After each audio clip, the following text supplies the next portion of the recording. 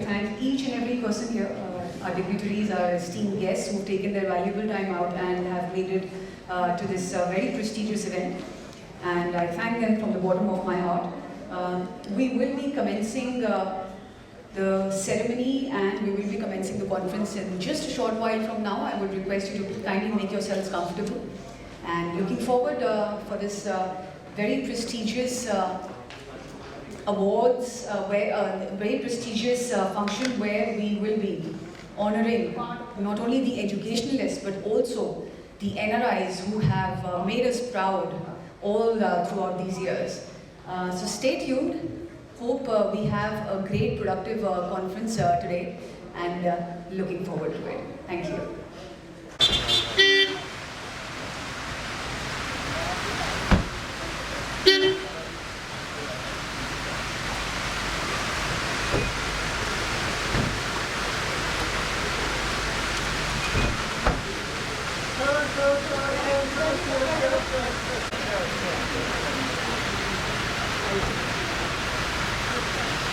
सबको लेके चलिए।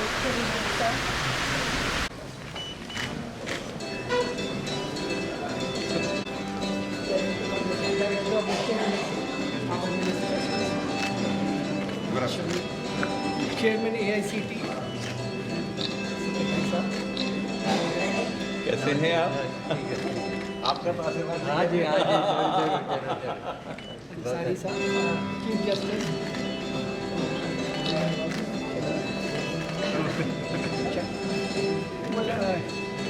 for the lightning of lamp. Yes, sir. Yes.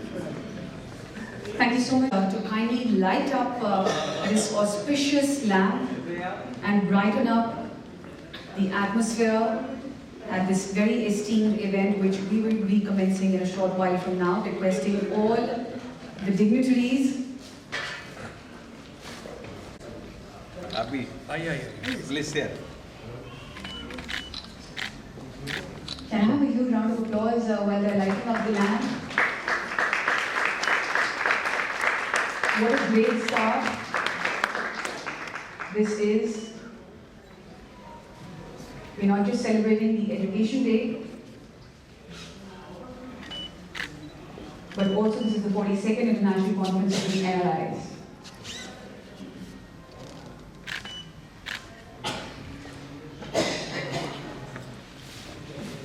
We have all our esteemed dignitaries lighting up this auspicious lamp on this occasion. We cannot thank them enough for gracing this occasion with their presence. Today, here at the 42nd International Conference of NRIs, celebrating the Education Day.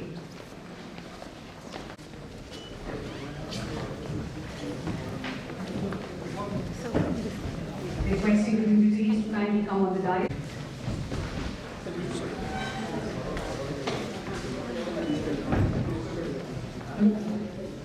Mr. Kailash Verma, Padma Shri Dr. V.K. Shah, Professor T.G. Sitaram, Justice Iqbal Ahmed Ansari ji, Gurinder Singh ji.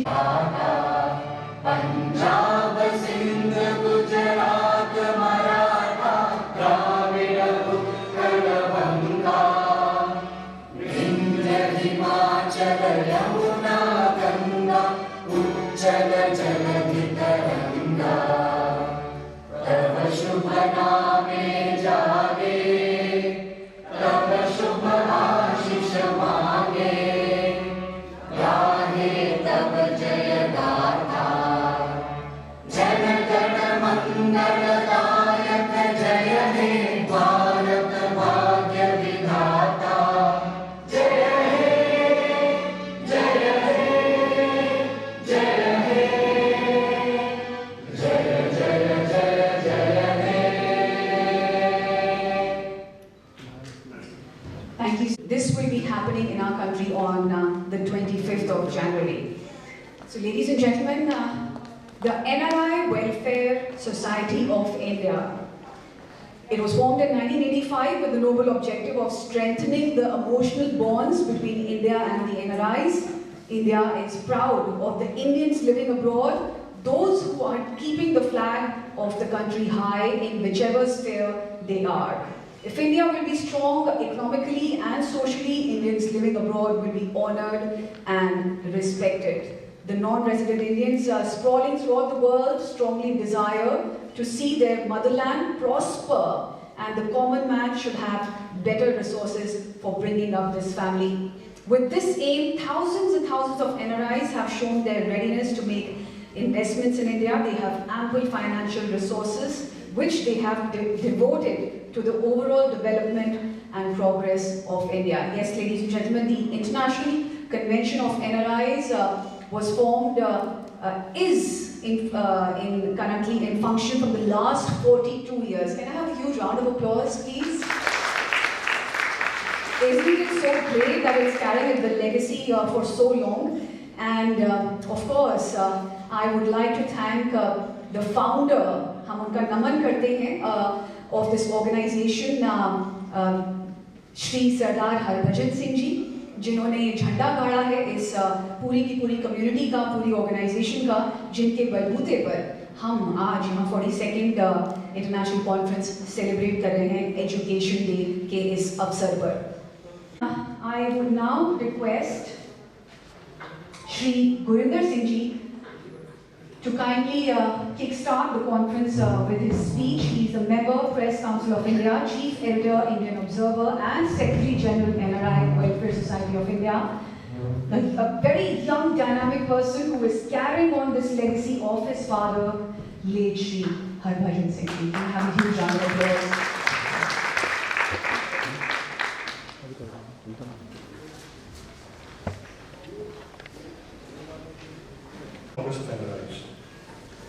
This gathering of ladies and gentlemen truly symbolizes the ancient Indian learning for Vasudevaya Kutumbakam. The whole world is one family. We are one family. The whole world is our home. That is why I have always said that while the sun has set on all the great empires of the world, the sun will never set on the Indian diaspora. I hope this conclave will strengthen mutual understanding and friendship. You are the ones who have excelled in your respective fields. India not only has the capability of becoming a knowledge center, but also a skill capital. Our youth has skills, values, and honesty, and determination towards work. Our skill capital can become the world's growth engine. The present India is looked at with hope and curiosity, and Indians are being heard at the global stage. India is also the host for this year's G20. It is not only a diplomatic event, but an event of people's participation. Talking about India's presidency of the G20 this year, India is seeing the responsibility as a big opportunity. It is an opportunity for us to tell the world about India. Today, India's voice, its message and words have a different significance at the global stage. This growing country to the world, then the Indian pride of being the mother of democracy increases further. When the world assesses the contribution of our non-resident Indians, it hears the sounds and a strong, capable India. We started an extraordinary tradition of global trade centuries ago. We crossed the ocean that seemed limitless. India has shown how commercial relations between different civilizations in different countries can open the way for a shared prosperity. India has been included in the top 5 economies of the world and as the third largest startup nation. The pace of development in India has achieved in the last few years, and the achievement it has made are extraordinary and unprecedented. Technology, making a record of launching 100 satellites in one go. You are commanding global heights today, while embracing your cultural ethos and diversity. And while you do so, you must also preserve and strengthen your unity as a community. To emulate. The communities that you live in count on your enterprise and skills. The countries that you reside in are proud of your citizenship. And the world at large turns to your ingenuity, which raised with intraceable challenges. Great progress towards all the sustainable development goals against the backdrop of a global recession, growing inequalities, and the climate crisis. And the educators in India can take many forms, including providing financial support for educational initiatives and institutions in India, such as building schools or funding scholarships, partnering with organizations and government bodies in India to improve education policy and implementation, sharing their expertise and resources with educators in India, such as through teacher training program or curriculum development. Advocating for education as a priority issue in India, both within the country and internationally. Supporting research and innovation in education in India to improve the quality and accessibility of education for all. Overall, global Indians can play a significant role in supporting and improving education in India through various means of support and resources. We want to change the brain drain of yesterday to brain gain of today.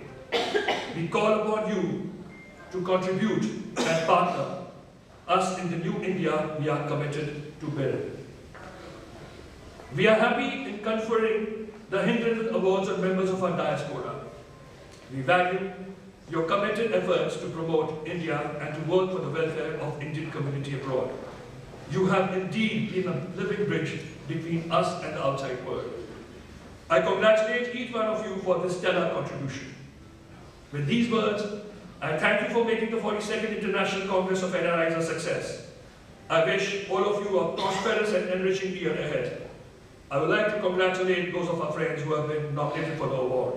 Thank you. Jai Hind, Mera Bharat. Request Dr. Constantine Pavlidis, who is a dignitary straight from London, so I would request him to kindly come and give his speech. Also, he is working for the mind and body connection and behavioral development. Can I have a huge round of applause for Dr. Constantine? Thank you very much. Firstly, I'd like to thank very much the NRIs. I met Deepak last year through a common colleague, and also the House of Commons in London. The NRIs have done exceptional work there, and I was also very surprised to find out that there were 6 members of the House of Lords that are Indian. So that's in addition to Rishi Sunak now being the Prime Minister of the UK. My background is in mental health, and I've also spent more than 35 years in dealing with injuries, and I've looked at the impact of chronic disorders on our psychology and our physiology, and also the impact of negative mind states, psychological, emotional, on our physiology. So everything is intricately linked. So my understanding of education, because my first degree was in pedagogics from Sydney University in Australia, in science, mathematics, and history, philosophy of science. And I look at the process of how we learn, because I later on in life became a cognitive scientist and professor of cognitive science. I did a lot of research in Russia as well, at Moscow State Pedagogic University, to look at the impact of our thoughts and feelings on our physiology through 3 brain connections. We have a brain in our head, we have a brain in our heart, and we have a brain in our gut. And this is very, very significant in terms of the way in which we function as a whole being. What we tend to do is separate everything and put them into boxes in such a way and to such an extent that we no longer understand one aspect's connection to the other in our overall being as a human. So for me, education forms part of a triangle, and there are 3 major parts. The first is induction, which is imprinting. The second is eduction, which means to extract. Education comes from that word. And the last was originally deduction. It means experiential learning. Allow the student to deduce for themselves what the meaning of what they have learned is through an experience. This was taken over. This was original Aristotelian thinking. My family is Greek, but they come from the Black Sea. We were the Bactrians that came from the Black Sea, to the north of India 2,200 years ago to form a very interesting Yavanaraja, an empire of a fusion between ancient Hellenic knowledge, ancient Hindu knowledge, and Buddhism. And this has been left there for over 2,000 years as a very holistic approach to understanding that we don't go to school to learn about ourselves, not even to learn how to learn, but only what to learn. Education. And that model has been used throughout Europe, and the Europeans have gone throughout the world and spread this approach. The most important thing to understand about this is that it is separational and therefore fragmented. It fragments us, it separates us, it takes us apart from our essential self. We do not therefore know about what we are.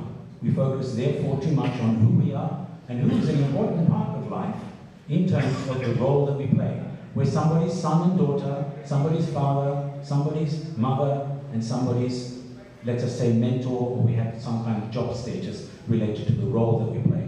But what we are is something that remains on an essential level that is way beyond the temporal, superficial, and very fragmented element of who. And what is the purpose of existence? And for me, that should be the role of education. And so I am making a proposal to collaborate with my friend Deepak in this country, because India has a wonderful spiritual tradition. Many other parts of the world has followed this separationist, consumerist model that has come out of the West, and it is unfortunately very limited because it is superficial, it is temporary, and it rides on the notion that we are separate from everything outside of us. It's still very stuck in a mechanistic model of the way in which we see ourselves, the way we perceive, therefore, life, and the way we conduct ourselves. We need to go back to ancient principles with scientific verification on multiple levels, which exist now. We've even got a way of picking up the magnetic resonance outside of our brain. We don't even need to use EEG anymore, which is just picking up electrical signals from the skin to help us understand how the brain is working. So the fMRI, the functional magnetic resonance imagery, is showing shifts and changes in real time. So when people go through such processes as meditation, it is very wonderful to be able to see the real-time changes, especially when it comes to what we know now as an altered state of consciousness. We learn most when we're in an altered state. That's why 0 to 2 is the imprinting. That is basically the formation of the organic computer, the baby, when it's born. 2 to 6 is all of the imprinting, the mother programs. And they are because the first are delta states, 0.5 to 4 hertz, and then 4 to 8 hertz is happening, the imprinting, which is like a hypnotic state. All the learning thereafter is just superimposition of programs on top of the mother programs. So the foundation programs, in terms of who we are and what we will become, and the Jesuits knew this 400 or 500 years ago. They said, give me the child and I'll show you the man after the age of 6. They knew about that process. And I know that they knew about this process here in this country as well.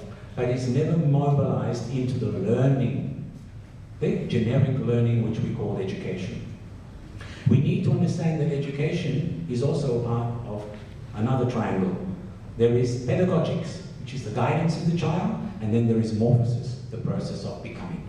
So it's a part of a 3-aspect triangle, which if we don't approach and look at holistically, I think we end up separating a key aspect of getting to guide the child so that it grows up and develops the emotional maturity, which I see is lacking. I deal with many clients still. I have clinics and I do research.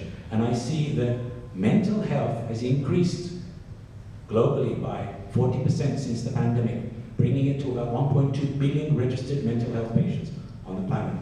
Mental health is the problem. It is a global problem. It's the new pandemic. And what I'm looking at is a solution. And I say mind health is the solution, looking at the impact of our thoughts and feelings on our senses through the physical body, the body electric, which is known as prana, but we can measure 3 different levels on a gross, subtle, and a super subtle level, from our collagen, connective tissue, creating electrical conductivity in the body, through to the cellular membrane, which is between -70 and -100 millivolts, That is a subtle level, and then the ADP, ATP. We access it in memory and we use it for communication. Otherwise, we are not able to tune in to what the other person is actually meaning. As we hear someone speak, we can't wait till they stop speaking so that we can tell them what we think and what we want to say. It's very typical of the human behavior. And what I see is, if we're going to have any hope for our youth, we have to take them out of the rapid direction they're going into transhumanism, becoming like zombies and robots, living, holding their machines, their smartphones, which are much smarter than the human brain, because they act in a much faster way due to AI. And the smartphone creates a lot of attachment, which leads to obsession and rapidly becoming, unfortunately, an addiction. We don't need to worry about kids taking drugs or using alcohol or abusing any substance. The machine they use on a day-to-day basis is extremely addictive, and it was designed that way. So if we can create tools that look like a game and or an interactive interface that help them to learn about themselves. Leave me alone. I have my own world. You are not my father. You are not my mother. And they are getting very, very concerned. And this is a fact. It's a reality. And it's increasing and becoming more and more intense and of an emergency. So I think that today, World Education Day, is very critical to understand, first off, that we need to take a new initiative and become more whole. I call it, this is the aspect of integrative learning. Education is very, very critical, but the end objective is learning. I think we can all agree. Learning about oneself, learning about one's place in life, and seeing that life is an entity with consciousness. And this is the main factor that's missing today. Only quantum physics has spoken about consciousness as an entity. That is something that we cannot put into a box and explain mathematically, but we know it exists. Just like we cannot see and touch our thoughts and feelings, but we know they are there. You're feeling me as I'm speaking to you. So if we are using, fundamentally, I think this is the main problem. We use our intellect, which is a very powerful tool. Yeah, it's a mechanism. And the two main tools there are dissection and analysis. These three are used to support logic, reasoning, and our thesis, our position, our rationale. Now, how many of those six can we actually see and touch? None of them. But we use them to validate everything that we see and touch in the external world. Now, in cognitive science, we call this a cognitive bias. And if it becomes intense, it becomes an unfortunate inner conflict, cognitive dissonance. And that dissonance turns into the mental disorders that we have today. Because our devices are giving us more information, access to information, than our brain is capable of processing. The speed of information input exceeds the speed of information processing of our conscious mind. And here we're talking about the separation between conscious mind, subconscious, unconscious, and psychology does not look at the observer as a non-critical, non-judgmental observer. Science teaches us to be critical and judgmental. That creates more separation, leading to fragmentation, leading to a sense of loss of oneself, because we do not know which part of us is actually doing the thinking and the observing. There is a part in the midbrain which is very specific in terms of ordering information, and it sees itself, it's separate to the rest of the brain. And that's where our ego lies. It's only a sense of self, nothing wrong with that. But once that sense of self takes over to the extent where it creates confusion, leading to doubt, and then inner conflict, that is the foundation of illness. And that's the full circle that I'm presenting to you. Mental illness, physiological illness, learning about ourselves, and what education, from my perspective, really is about. So thank you very much, everyone, for being here and for listening. Thank you. All the way from London here. I would now like to call Dr. Shakil Uz Zaman Ansari ji.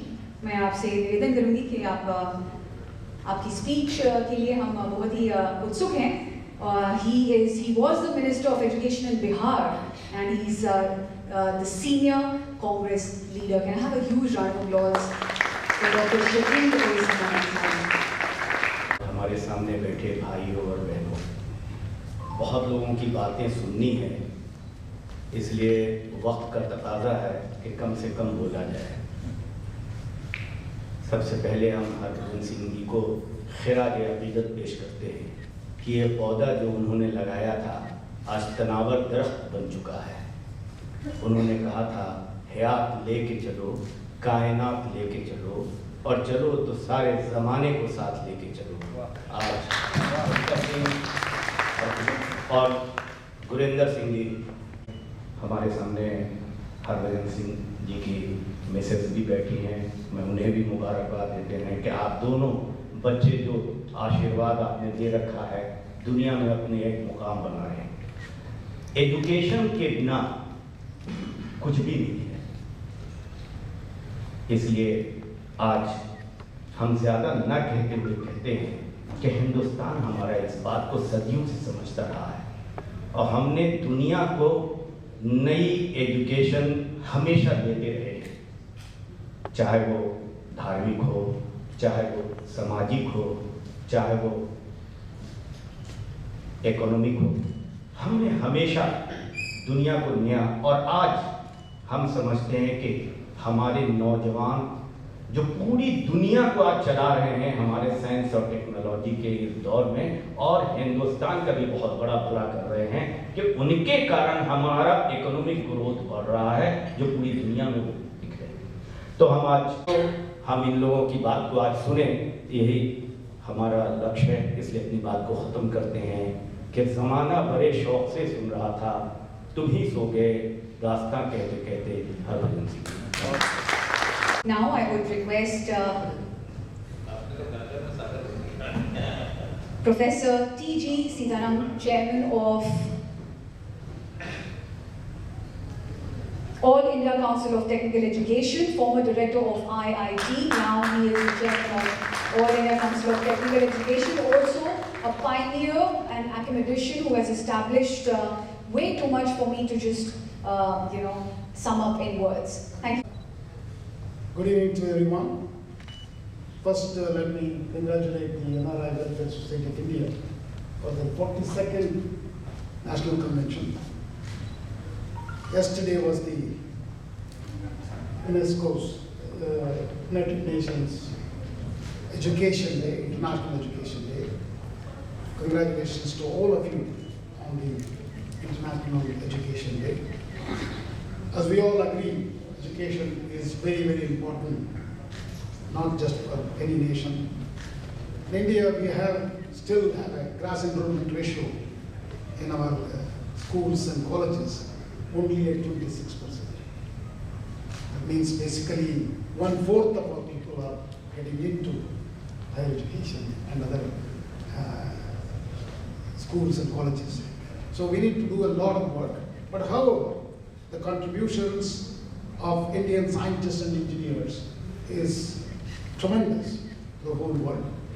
Whether you take the Mangalyaan Yatra or any other such things, we made a difference to the whole world.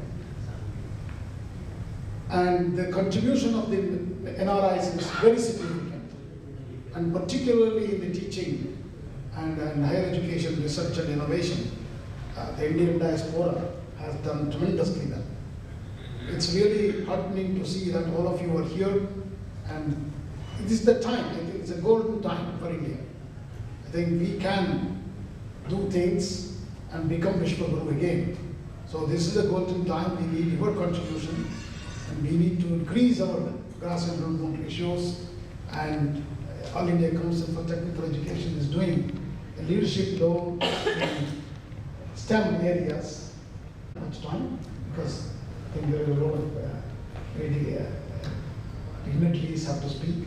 So I wish Mr. Gurinder Singh and Deepak Singh to carry his father's legacy in continuing these NRI societies of India's annual events. I wish them all the very best, and I also wish all of you very happy New Year 2023.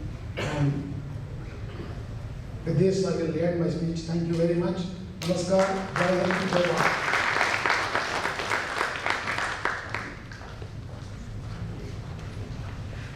Thank you so much, sir. I would now request Mr. Oleg Osipov. Please come at the podium. He's the head of Cultural Center of Indo-Russian Educational Exchange Program, also the director of the Russian House, and a very, very close friend of India. Thank you very much.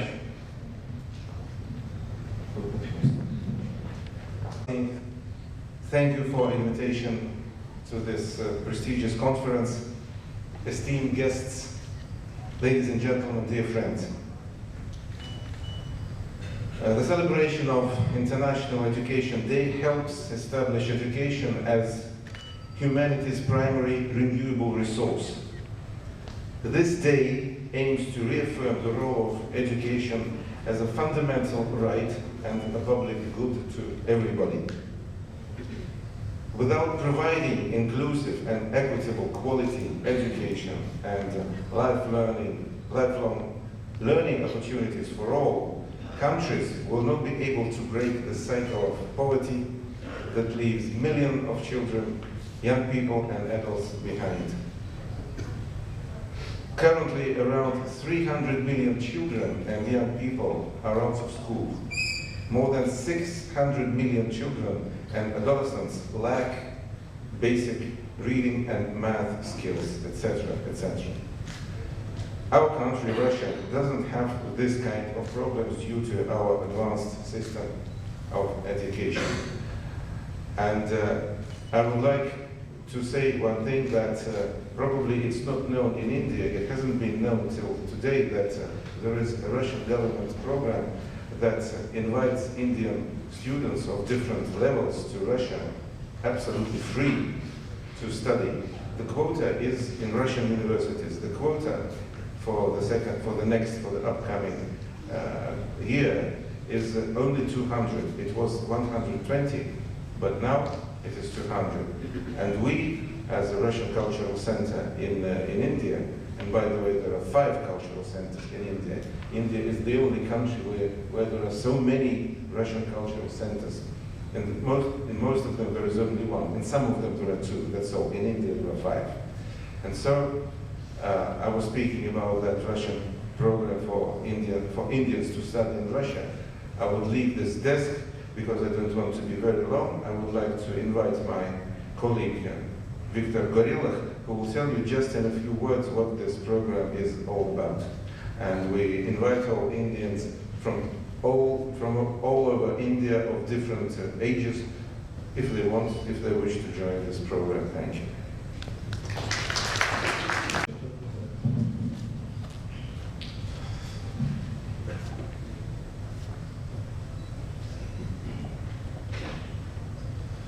As you know, Russia has a developed network of universities around the country, and the Russian educational institutions can train specialists at 10 level, bachelor's, master's, doctor of philosophy in all areas of scientific knowledge and arts.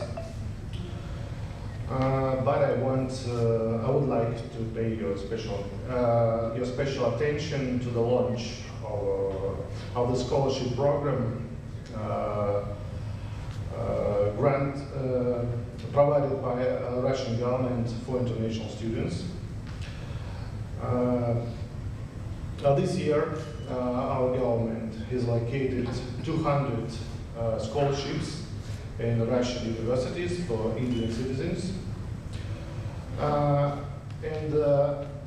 These scholarships cover all the costs for the study. Students don't need to pay any admission and tuition fees. They preview also serious discounts on accommodation in Russia. Future students can choose any specialty in engineering, economics, medicine, humanities, of Russia from the west to the east, including both capitals, Moscow and St. Petersburg. One of the main features of Russian government scholarships is that proficiency in Russian is not required at all. Students will learn Russian being in Russia. They will devote the entire first year of their stay in Russia to learning the language and only then they proceed immediately to their specialties. Also, all the candidates who are willing to get scholarships do not have to take any exams or pass interviews.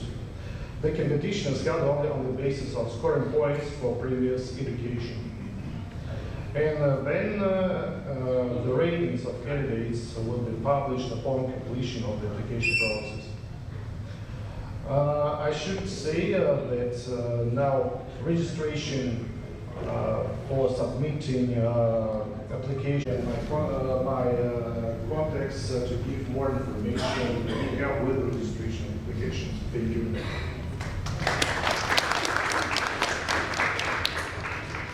Much, sir.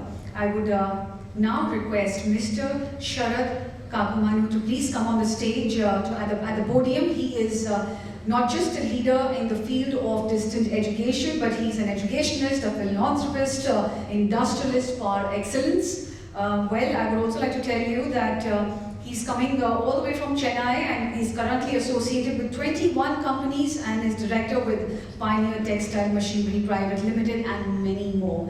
Can I have a huge round of applause for this gentleman, Mr. Sharad Kakumanu. Namaskar, all of you. Good evening, Chief Guest and other guests of honors, ladies and gentlemen. My name is Sharad Kakumanu, and I'm from Chennai. I'm basically an architect and urban planner. But over the years, I've been working on developing software for various users.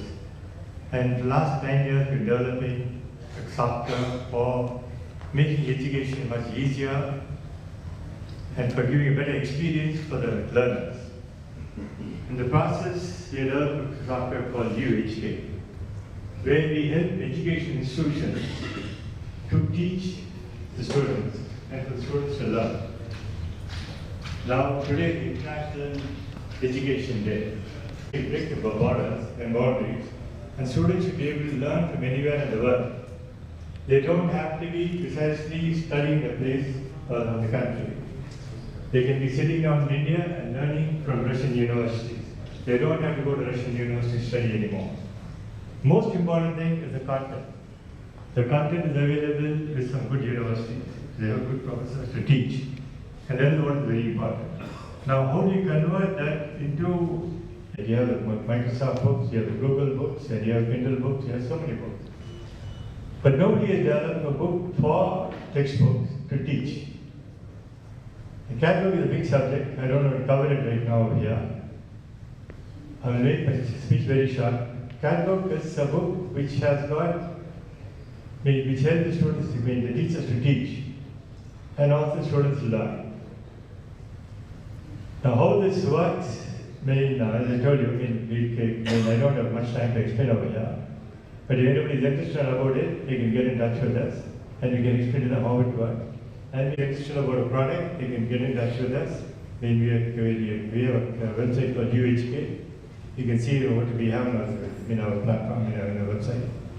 You're always welcome to get in touch with us to get more information. Thank you. Thank you all. Thank you so much, Mr. Kakumanu. And now we would, it would be an honor for me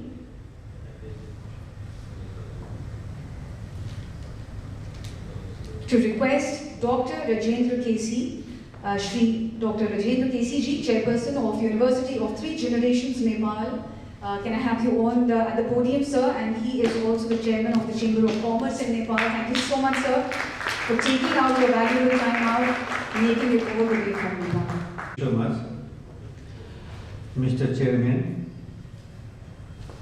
Chief Guests, dignitaries, ladies and gentlemen, Namaste and good evening. I am from Nepal.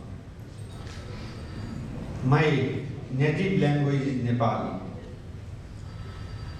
I can't speak Hindi properly and I can't speak English properly too.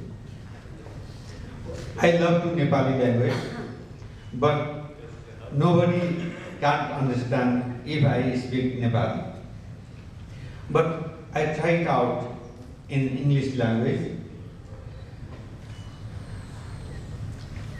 I'm so thankful 42nd International Convention of NRIs celebrating International Day.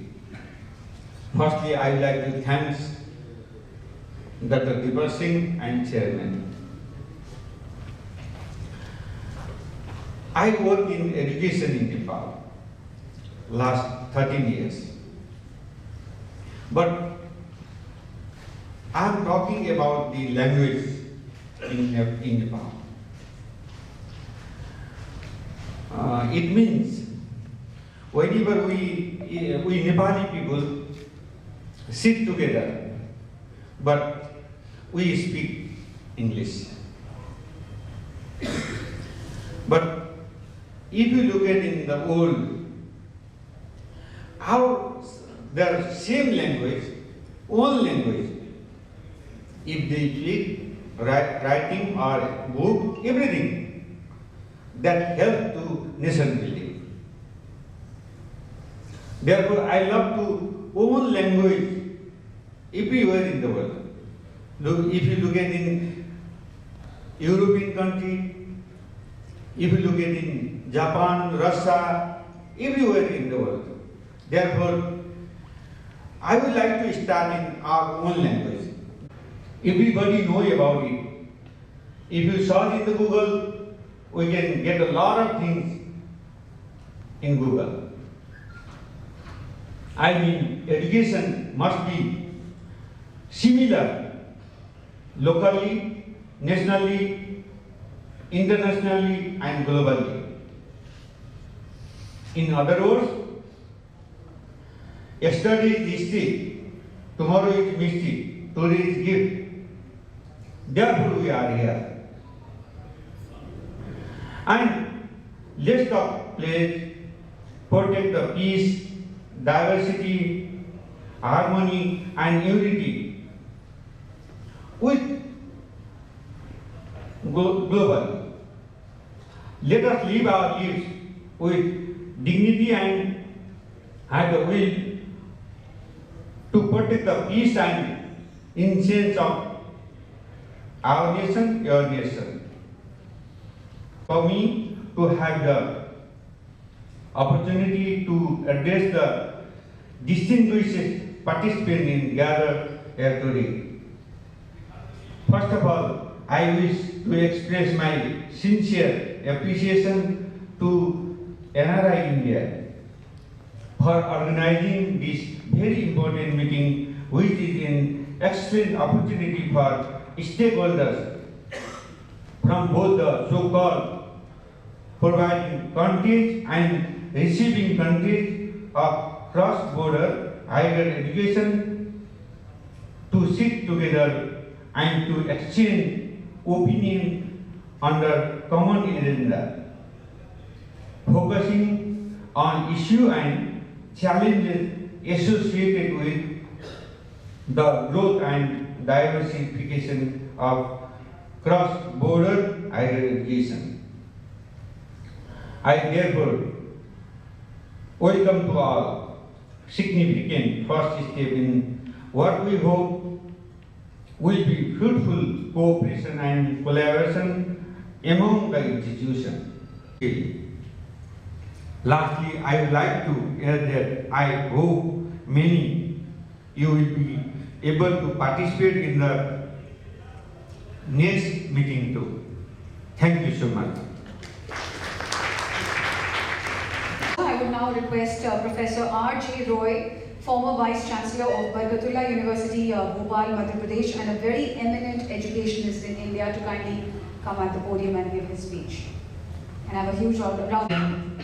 Thankful to this organization who has made a day inviting our distinguished people for thinking about this education.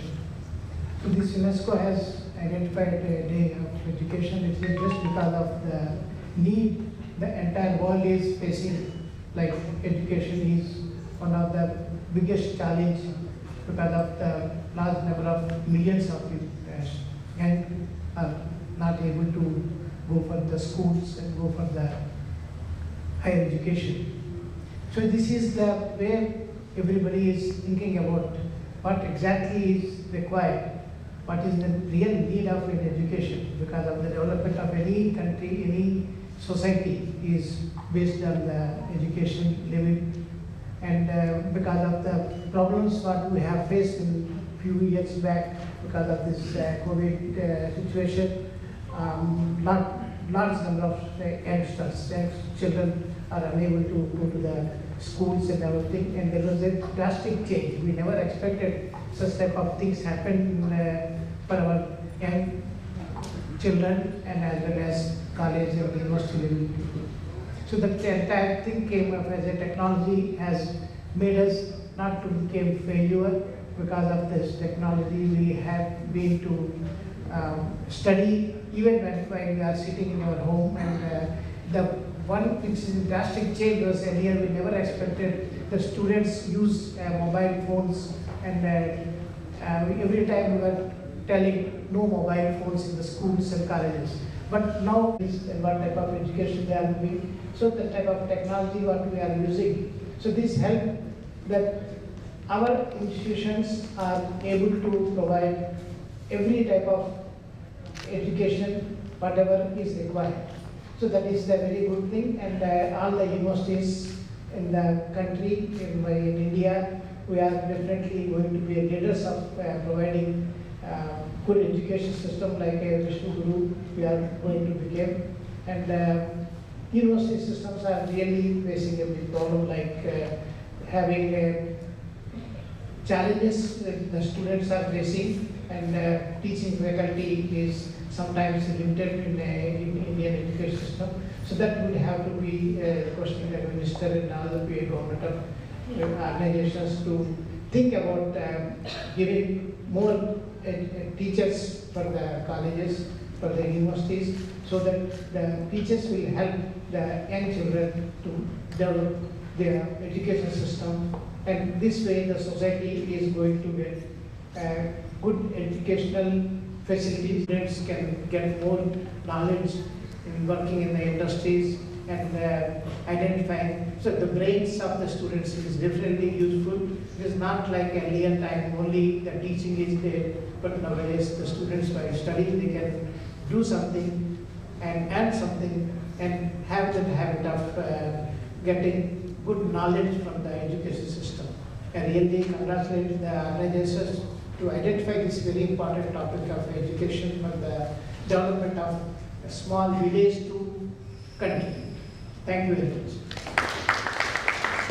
I would request Dr. Raghuraj Singh ji to please come at the podium. He's a minister, senior leader, BJP, the most renowned minister in India, and he's known as the people's minister because he's a problem solver for all of us. So thank you so much, sir.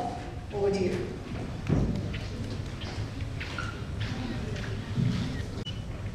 Bharat माता की जय। भारत माता की जय।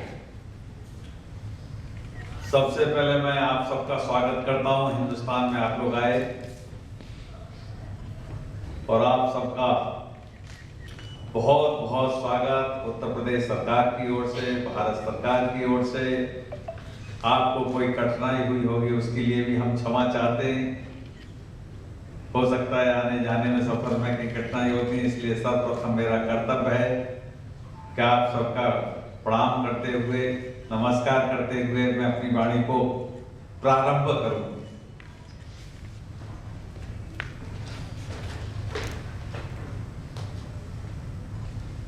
सबसे पहले मैं आदरणीय दीपक जी की माता जी, गुरविंदर सिंह जी माता जी को प्रणाम करता हूं, चरण वंदन करता हूं, क्योंकि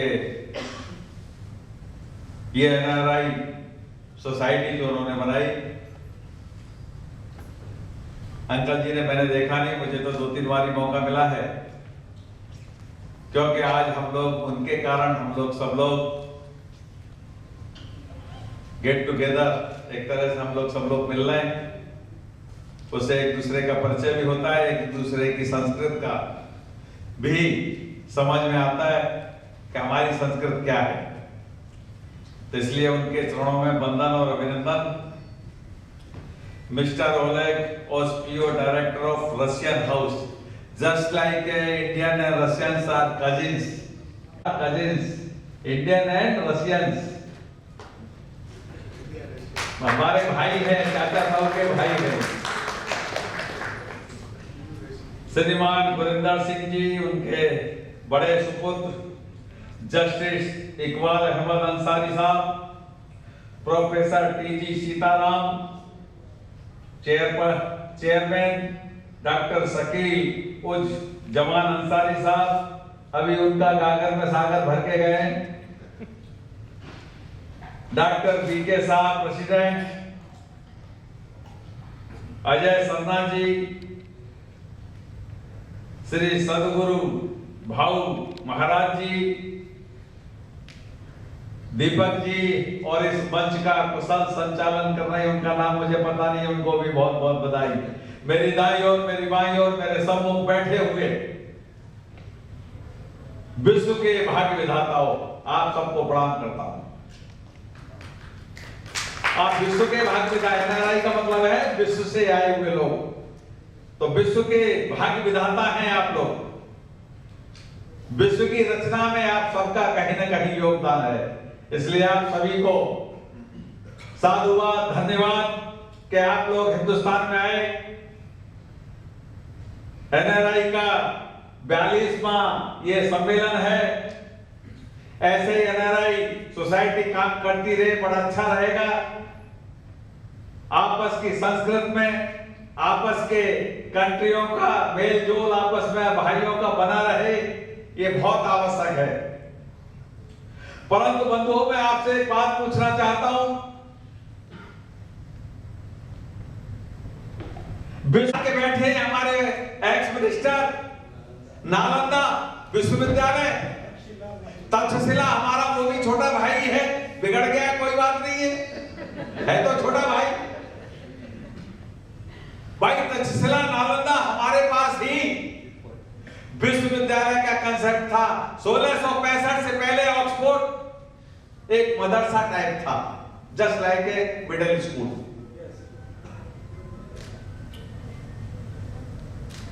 हमसे सीखा और हम ही को गुलाम कर गए। गुलाम क्यों कर गए? हम बहुत सीधे हैं। जैसे यहां पर बैठे और मैं खड़ा हो गया, इनसे बड़ा हूं उम्र में, तो कहेंगे आइए भाई साहब बैठिए ना, बैठिए, आधी आधी शेयर कर लेंगे। ये हमारी संस्कृत है, जियो और जीने दो। हमारी संस्कृत है, जियो और जीने दो। हम किसी को नुकसान नहीं करते, लेकिन कोई हमको छेड़ता है तो उसको छोड़ते भी नहीं, ये भी तय है। ये हमारी संस्कृत में, हम किसी को छेड़ते नहीं, कोई हमें छेड़ेगा तो हम उसको छोड़ते भी नहीं। हम घर में घुस के मारने वाले लोगों में से हैं। अब ये हिंदुस्तान, ये वो हिंदुस्तान नहीं है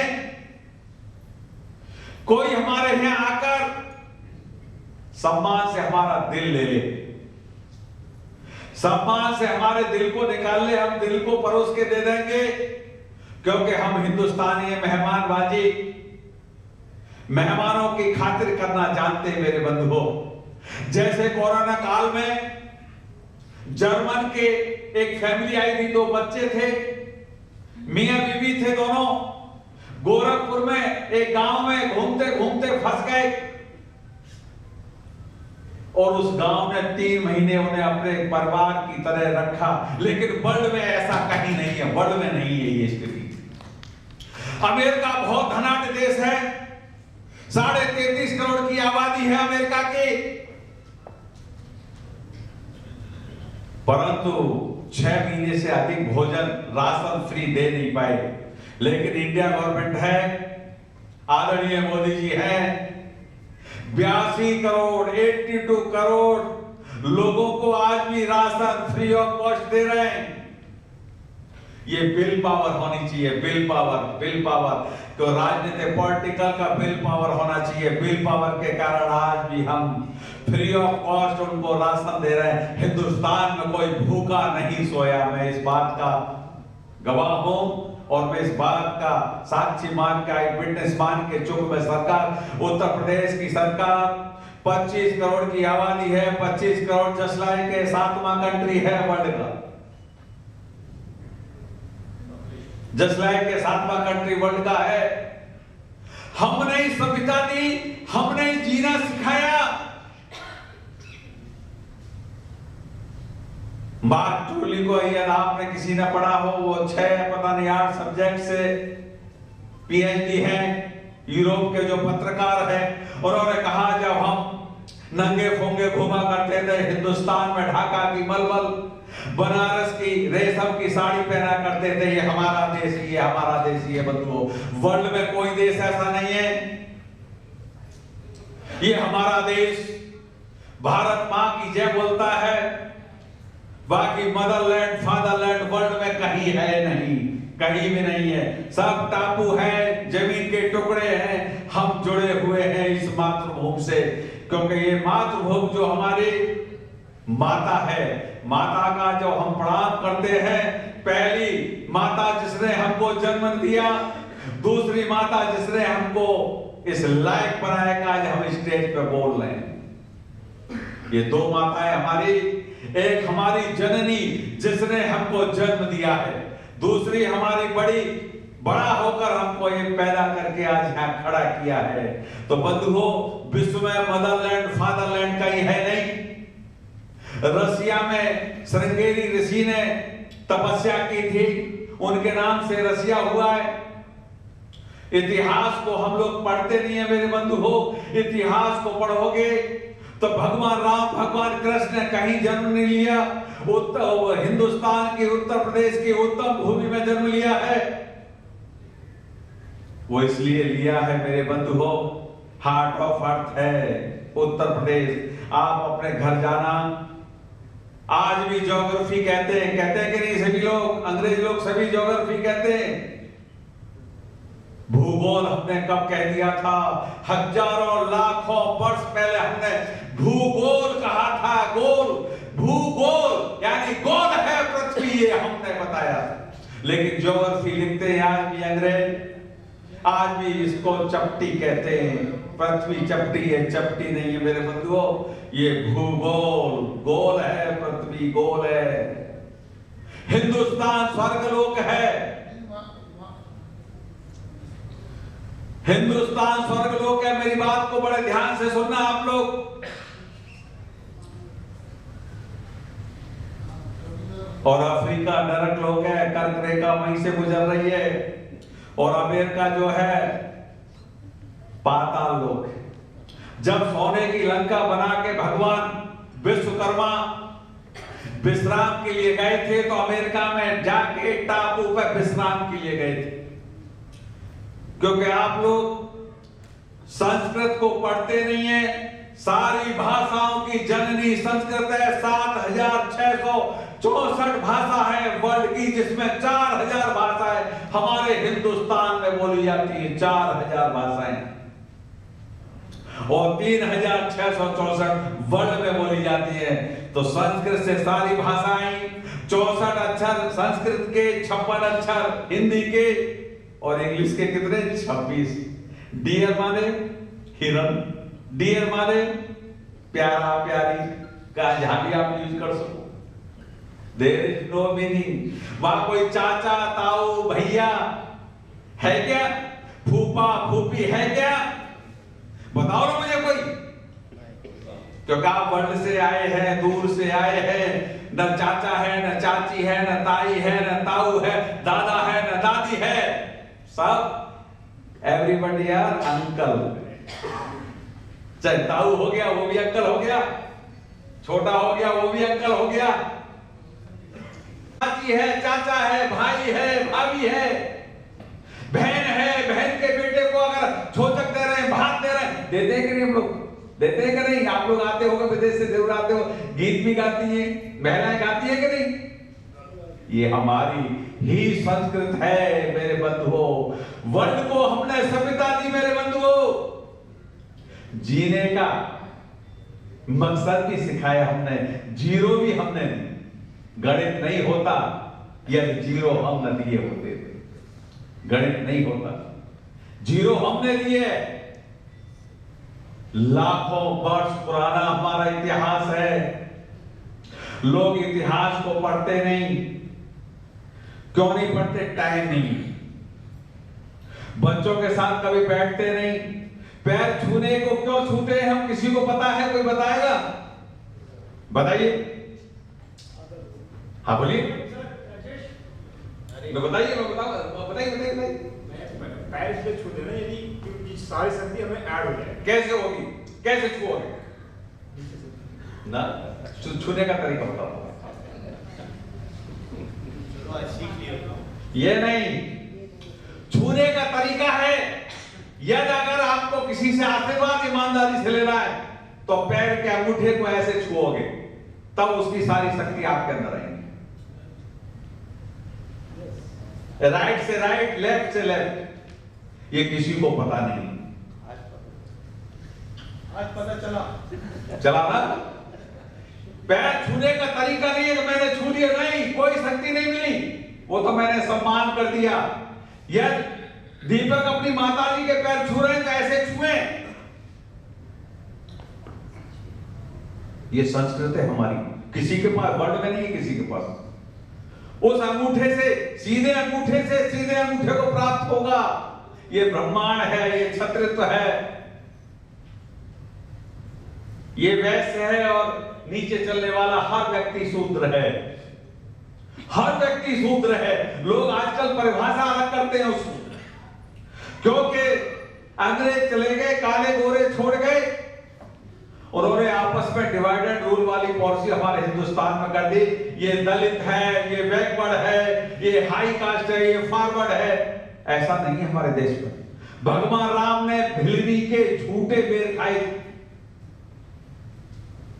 क्योंकि भिलनी का भाव था कि मेरे राम कोई खट्टा बेर ना खा जाए, इसलिए उन्होंने भिलनी के बेर खाए। और जब नाव में सीता लक्ष्मण जब गए तो कौन था? केवट। केवट ने उन्होंने कि मेरे तो रज, केवल राम के पैरों की रज मुझे प्राप्त हो जाए तो मैं और उद्धार हो जाएगा, क्योंकि भगवान राम थे। वो महान पुरुष विश्व में हुए हैं, लेकिन राम और कृष्ण कहीं पैदा नहीं हुए।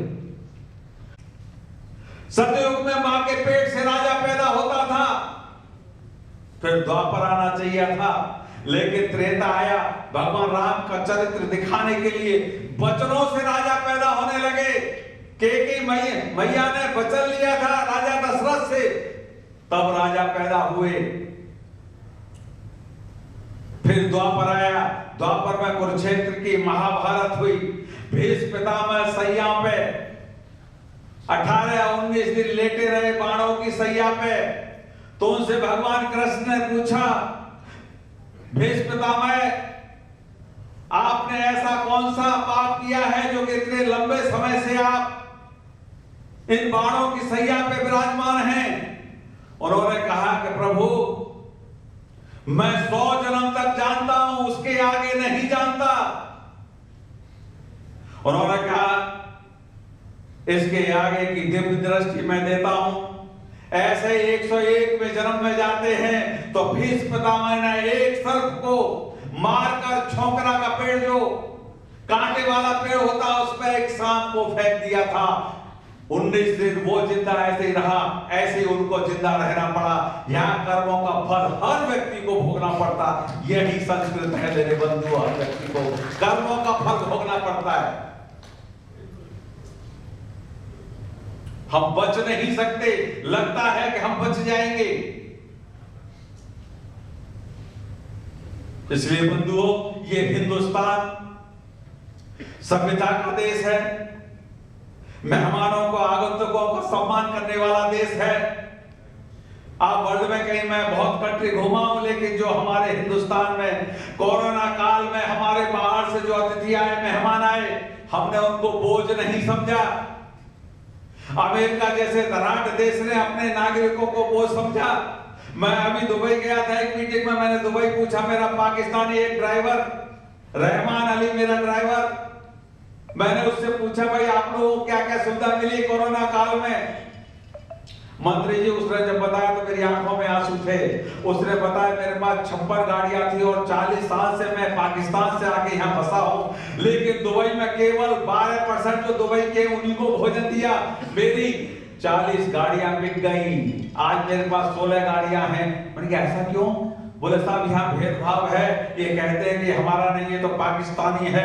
वहां पर पाकिस्तान के लोग हिंदुस्तानी बताते हैं अपने आप को, उनको सम्मान नहीं देते। मैंने रहमान अली से पूछा, मैंने बच्चे ये बताओ कि 2 साल में तुम लोग, बोले साहब हमारे ऊपर औका पड़ गई, पाकिस्तान में कुछ हमारे पास था नहीं, खाने को जमी ज्यादा थी नहीं, वहां से बेच बाच के मेरे फादर यहाँ आ गए थे। 40 साल से हम इस दुबई में रह रहे हैं, लेकिन जब भोजन की और राशन की बात आई तो उन्होंने केवल दुबई में 12% लोगों को, अपने लोग जो उनके निजी हैं, वहां के बासिंदे हैं, केवल उन्हीं को राशन दिया है। मैंने कि हमने हिंदुस्तान में किसी के साथ भेदभाव नहीं किया, चाहे वो विदेशी नागरिक हो, चाहे हमारा हिंदुस्तानी हो, चाहे कोई किसी भी पंथ का, मजहब का या धर्म का हो, हमने किसी के साथ। बोले साहब इसीलिए तो हिंदुस्तान तरक्की कर रहा है मेरे बंधुओं।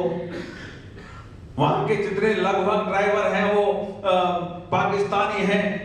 दूसरे दिन दूसरा ड्राइवर है, मैंने उससे भी पूछा, मैंने कि हो सकता है ये झूठ बोल रहा हूं। उसने फजत अली था, उसने भी यही बताया। तो मुझे बड़ा कष्ट हुआ कि भाई यहाँ भी ये स्थिति है कि केवल, जबकि अपने आप को धनाढ़ मानते, दे सकते थे उनको भी भोजन। 2-2.5 करोड़ की आबादी कोई ज्यादा नहीं है। हमारे यहाँ तो हमने 82 करोड़ लोगों को भोजन दिया। 140 करोड़ की आबादी पूरे भारत की है। ये भेदभाव वर्ल्ड में हुआ है। और हिंदुस्तान में गुरविंदर सिंह ने भी बांटा है, रघुराज सिंह ने भी बांटा है, दीपक सिंह ने भी बांटा है। ये सहकारिता की भावना जी और जीने देने की शैली के अंतर्गत है मेरे बंधुओं। चाहे इनके पास रहा न रहा, इन्होंने चाहे उधार लेके बांटा होगा, लेकिन लोगों को भोजन कराया। या हम पुण्य समझते हैं। क्या समझते हैं? पुण्य। किसी को भोजन कराना, भूखे को भोजन कराना सबसे बड़ा पुण्य है। देखिए आपके रशियन, जर्मन, आपके वृंदावन में जाएंगे तो हमसे लंबी चोटी अच्छी संस्कृत बोलते हैं, हमें भी इतनी अच्छी संस्कृत नहीं आती। वो कहते हैं कि हमको यहाँ आकर शांति प्राप्त हुई है, कि हमारा ही देश ऐसा है कि पूरे परिवार को, जब हमारे यहाँ पंडित जी कथा करते हैं तो हम क्या कहते हैं? विश्व का कल्याण हो, प्राणियों में सद्भावना हो। ये जैसे गुरविंदर सिंह जी ने अपने भाषण में कहा, विश्व को एक परिवार मानते, लेकिन बाकी देश विश्व को परिवार नहीं मानते मेरे बंधुओं। अकेले कब तक मानेंगे भाई? एक हाथ से ताली बजेगी क्या? दोनों हाथ चाहिए ताली बजाने के लिए। तो मैं तो सबसे कहूंगा आप लोग यहाँ से जाएं तो संदेश दें। जहां भी जाएं, इंग्लैंड रहे, जापान रहे, अमेरिका रहे, जहां भी जाएं, संदेश होना चाहिए। विश्व में एक आवाज होनी चाहिए, विश्व में एक कहना चाहिए। हम सब लोगों को अपनी आवाज बुलंद करनी चाहिए मेरे बंधुओं।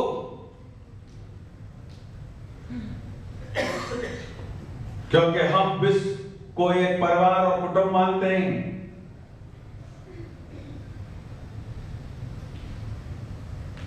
वहां पर कुछ लोगों की कहा कि ईंट कहा का बड़ा, भानुमती ने गुरुआ जोड़ा। There is no culture.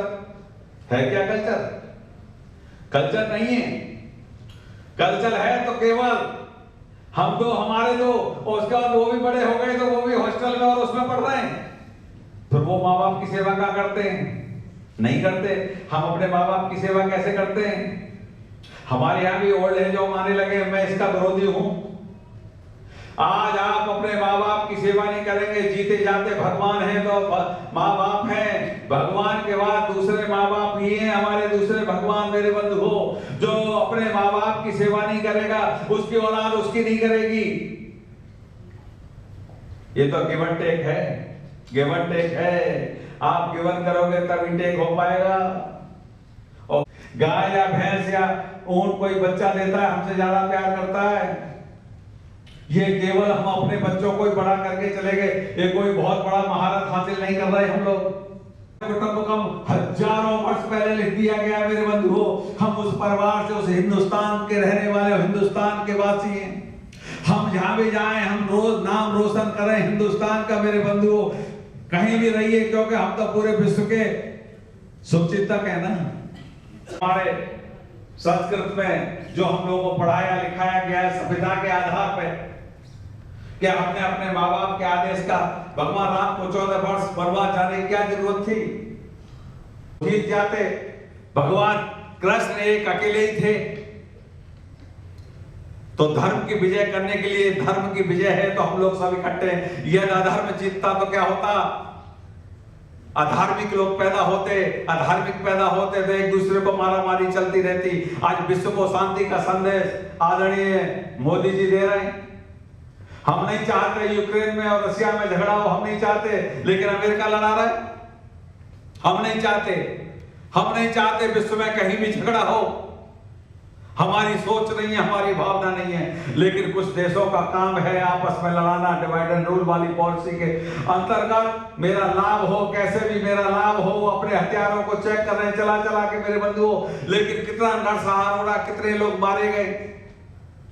मैं ब्रिक्स सम्मेलन में एक हमारे यूक्रेन से आए थे 3 साल पहले, डिप्टी पीएम थे, उन्होंने हम लोगों को दावत दी थी अलग से,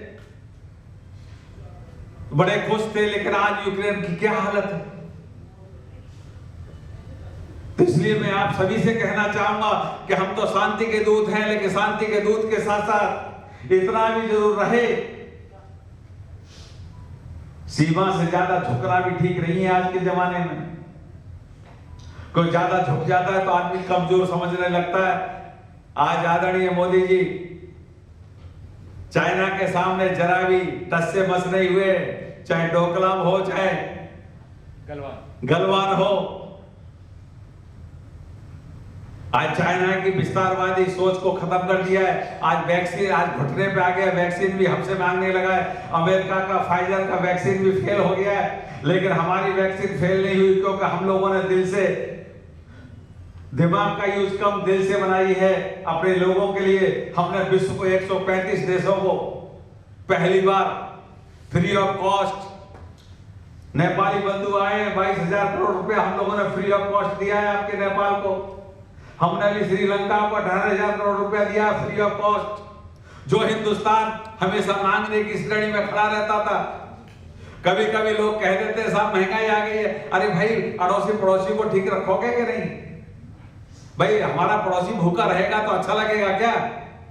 नहीं, हम आदि खाएंगे आदि हम खिलाएंगे। हम लोग उस देश के वासी मेरे बंधुओं, इसलिए हम सबको हिंदुस्तान के सम्मान कैसे बढ़ेंगे, हमको सबको बढ़ाना चाहिए और यहाँ से एक संदेश लेके विश्व को आपको जाना चाहिए। ये एनआरआई मीटिंग से जो एक संदेश जाएगा, आदरणीय मोदी जी के नेतृत्व में देश का भविष्य उज्जवल हो रहा है। विश्व की हम 5वीं और 4थी आर्थिक व्यवस्था बनने जा रहे हैं मेरे बंधुओं। हमने उत्तर प्रदेश में $1 ट्रिलियन का लिया है और हमारे यहाँ 12, 13, 14 तारीख को सबमिट होने जा रही है। मैं सब आप सबको आमंत्रित करता हूँ। $1 ट्रिलियन का हम हिस्सा देने वाले हैं। $5 ट्रिलियन जो है पूरे भारत का बजट होगा मेरे बंधुओं। ये ऐसा तय किया है, आप सबकी सहभागिता हो, आपके यार दोस्तों की, आपके बिजनेसमैनों की, आपके साथियों की, जहां आपके संबंध हो, आप आइए हिंदुस्तान में। और आज हिंदुस्तान में भी उत्तर प्रदेश आइए, सारी सुविधाएं हम आपको प्राप्त कराएंगे और आपका सम्मान बढ़ाएंगे। हमेशा आपको एक टेबल से ही सारा काम होगा। आदरणीय योगी आदित्यनाथ जी के नेतृत्व में जो उत्तर प्रदेश की सरकार है, अमन चैन की सरकार है, आज किसी के माई के लाल की हैसियत नहीं है कि किसी की बेटी की तरफ कोई आंख उठा के देख ले।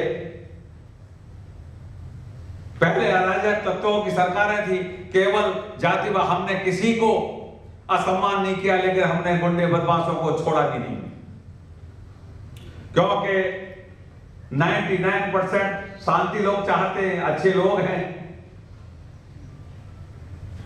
पूर्ववर्ती सरकार केवल बदमाशों के आधारित सरकारें चलाती थी, लेकिन हमने अभी सिफारिश नहीं काम आएगी, क्योंकि हम सिफारिश कर देंगे तो किसी न किसी का हम नुकसान भी कर रहे हैं। इसलिए कंपटीशन से आएगा उसको उत्तर प्रदेश में नौकरी मिलेगी, और जो कंपटीशन से जो जाएगा तो अच्छा ही काम करेगा आगे। मेरे बंधुओं, हमने तय किया है। इसलिए सब लोग आगे बढ़ो और हिंदुस्तान की तरक्की में आप सबका एक एक कण, जैसे भगवान राम ने सेतु बनाया था जब लंका जा रहे थे लड़ाई लड़ने के लिए, तो गिलहरी ने कहा भगवान राम मैं भी कुछ मदद करना चाहती हूँ। बोला इच्छा अनुसार, तो वो बालू में लेट के आती थी और समुद्र में भीगती थी जाके। एक एक कण उसने इकट्ठा किया है। तो इसलिए हम लोग तो एक एक बूंद से घड़ा भरने वाले लोग हैं। विश्व को जो संदेश देना चाहते हैं इसके माध्यम से शांति का वातावरण बना विश्व में, क्योंकि आज देखिए यूक्रेन और रशिया की लड़ाई के कारण आज क्लाइमेट चेंज है। अब की सर्दी हमारे यहाँ जनवरी में आई है, नहीं तो नवंबर दिसंबर से प्रारंभ होती थी। तो इसलिए हम चाहते हैं मानवता, सभ्यता ये सब बची रहे। 600 करोड़ की आबादी विश्व की है, उस आबादी को कैसे हम लोग सब लोग ठीक रखें और कैसे हिंदुस्तान का एक संदेश विश्व में जाए। इतना ही कहते हैं अपनी वाणी को नाम देता हूँ। जय हिंद, जय भारत, धन्यवाद।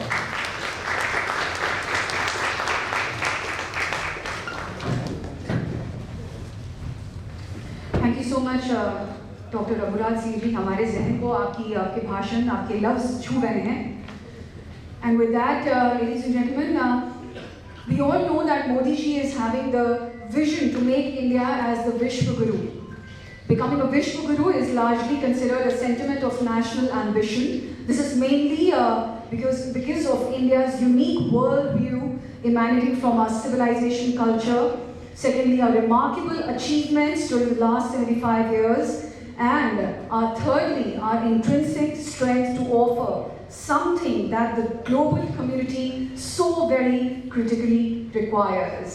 And so, ladies and gentlemen, to celebrate this International Education Day, we will be giving a tribute to Mr. Peter Drucker, the father of management, and we will honor some very eminent educationists, those who have accomplished and have done exceptional work in the field of management. For that, I would request Mr. Deepak Singh ji, Cultural Ambassador of Seychelles, Government of Seychelles, and also for the person who has set the tone for this entire conference and is the backbone of this entire conference. I would request you to kindly come at the podium, sir, and give the names. Thank you. I'll be taking the names one by one. And first of all, what a great speech by Raghuraj ji. He has touched the heart. You know, from his speech you can know that how much deep-rooted Indian culture are with him inside his heart. We really appreciate him. He is what I was telling in the speech, he is the most famous minister in India. A huge round of applause for Mr. Raghuraj ji. Now, I would like to call the names one by one. First of all, I would like to call Dr. Konstantin Pavlidis from UK for the...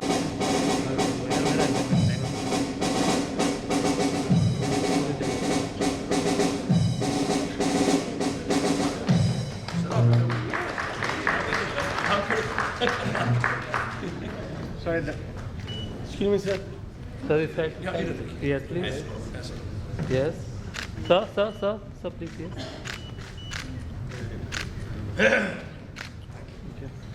Dr. K.C. Rajendra from Nepal.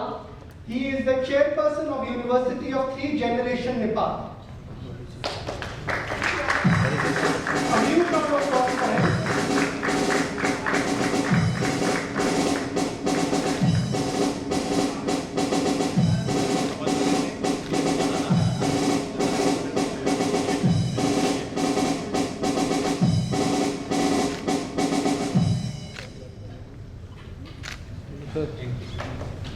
Professor R.J. Roy, former Vice Chancellor of Barkatullah University, Bhopal, Madhya Pradesh.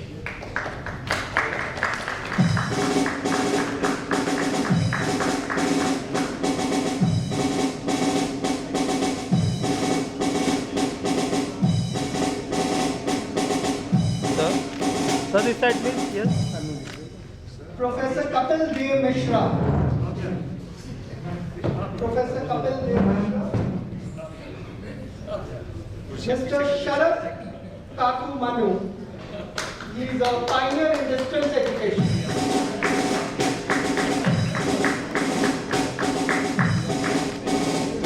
From Chennai.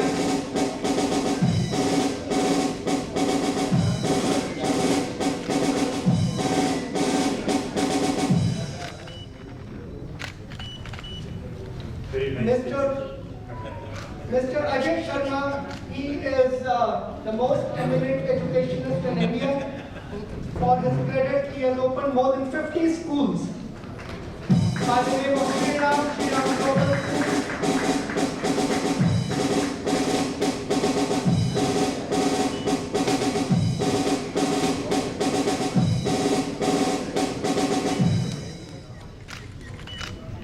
Mr. Manjeet Singh, he is an eminent environmentalist and a social worker. A huge round of applause for Mr. Manjeet.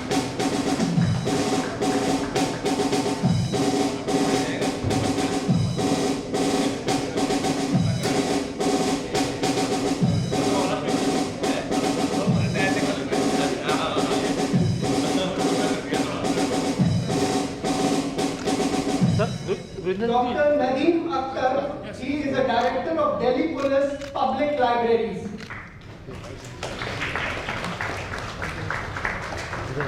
He is the director of Delhi Police Public Libraries.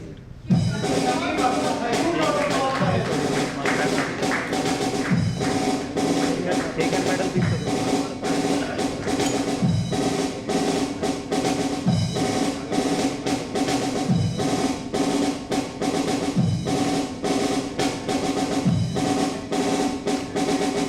Mr. Ebenezer Joseph.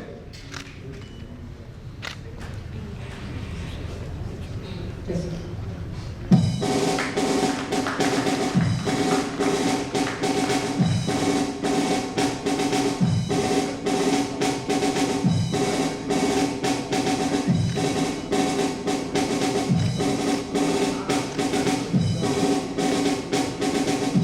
Badsha Mia, he is doing a great work in his field and noted social worker.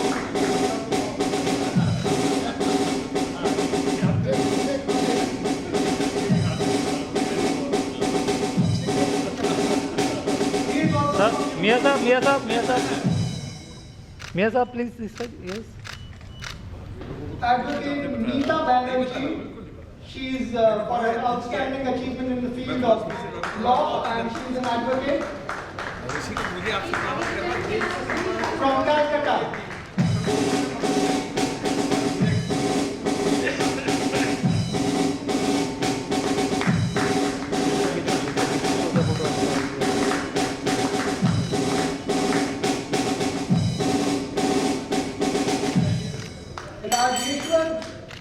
Rajeshwar Helmani हम पैर समान from Karnataka. From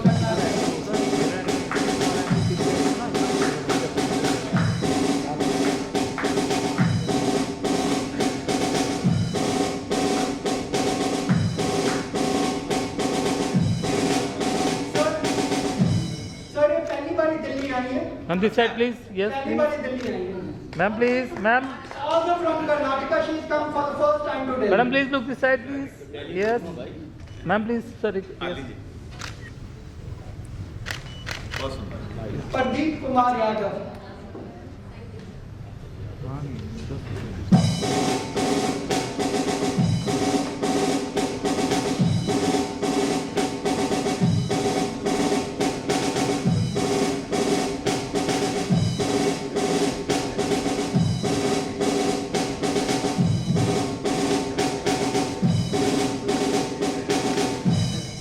Manish Jain from Bombay.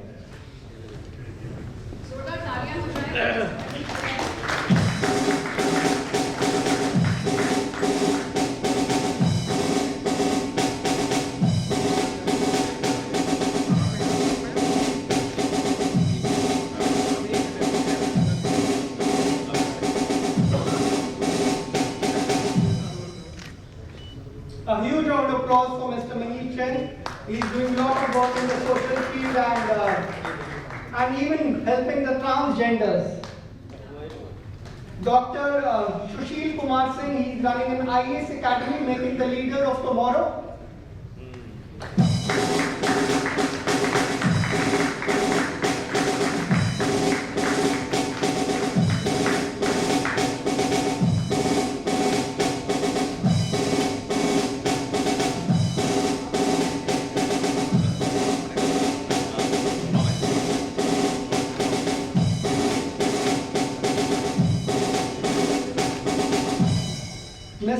Doctor Saab, please. Mr. Tanmay Arya from Bombay again.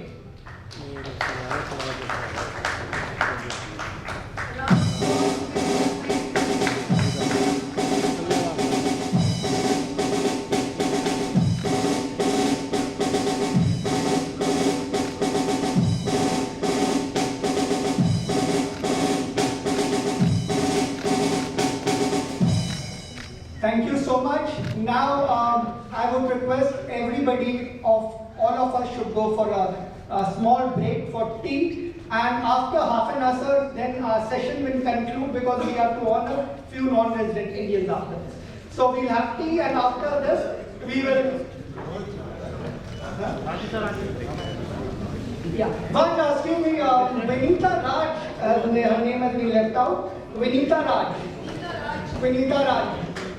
Vinita Raj, she is an academician, advocate. Huge round of applause for Vinita Raj. She is an author, academician, and an advocate.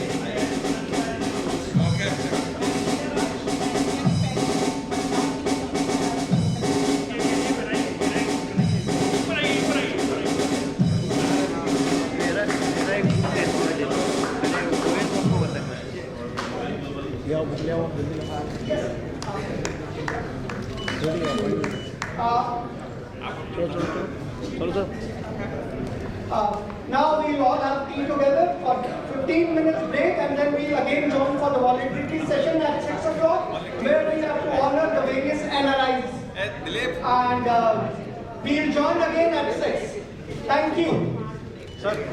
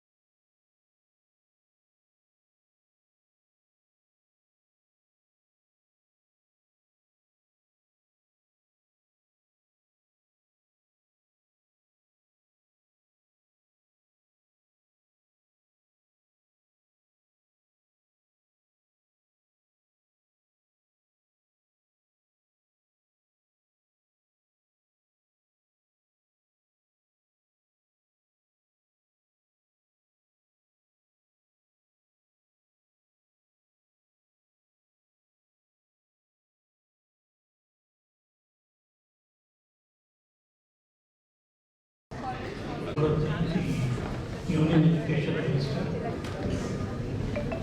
Mr. Gurinder Singh, the Secretary General of the NRI here in this conference, dignitaries of the guest, ladies and gentlemen, my throat condition is awful. I was wondering whether I should come forward to speak or not, but then I realized I have not been invited to sing. So as far as the speaking is concerned, I would be able to share my views and thoughts with all of you. That's how I am here. It goes without saying that education is sine qua non for progress of a society, meaning thereby that without education a society cannot progress. But I wonder if the education itself is sufficient for the growth, development and the strength of a society. Because by education we understand, get knowledge. If we have a lot of graduates, post-graduates and doctorates, does it mean that it is a very successful society? I will only share an event with all of you. There are quite a few youngsters. 2 of them were graduates. They were unemployed. So every day they used to meet, and when they met one day, they thought, what to do? We have no future because there is no service coming our way. What to do to sustain ourselves? So they decided that we will have an organization to extort money from people. How do we do it? That's the question. They said we must have some arms, so some pistols and revolvers necessary, and for that we need money. So how to get money? So they decided to kidnap a young boy who was the son of a wealthy man of that area. So they were unable to separate the two and they kidnapped both of them. Obviously the whole village was electrified by the news. The 2 youngsters have disappeared. To cut the story short, eventually they were caught. But out of fear, they killed both the boys. Then they were brought and tried for murder and for the activities which they were doing. The trial court found them guilty and gave them a sentence of death. So I wonder if he is human, if he has the human instinct, if he has the qualities which are required to make a good human being, then the education is successful. Otherwise not. With these words, which I can't describe as few words, I must take your leave. But before I do it, I must thank organized by the NRI Welfare Society, which is, as all of us know, provide and facilitated, rather to provide a platform for exchange of views and experience between the NRIs and the residents of India. I am sure the exchange of views and thoughts would lead to a better condition of society, and it would help us develop both in India and the countries wherever our NRIs are located in a successful way. Thank you very much.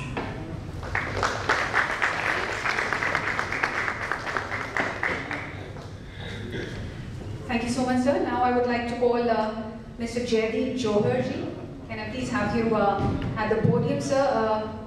He has come all the way from Canada, and it is a pleasure having you here, sir, that you've taken your valuable time out and made it to this event. And can I please have you at the podium for your speech, please? You're looking.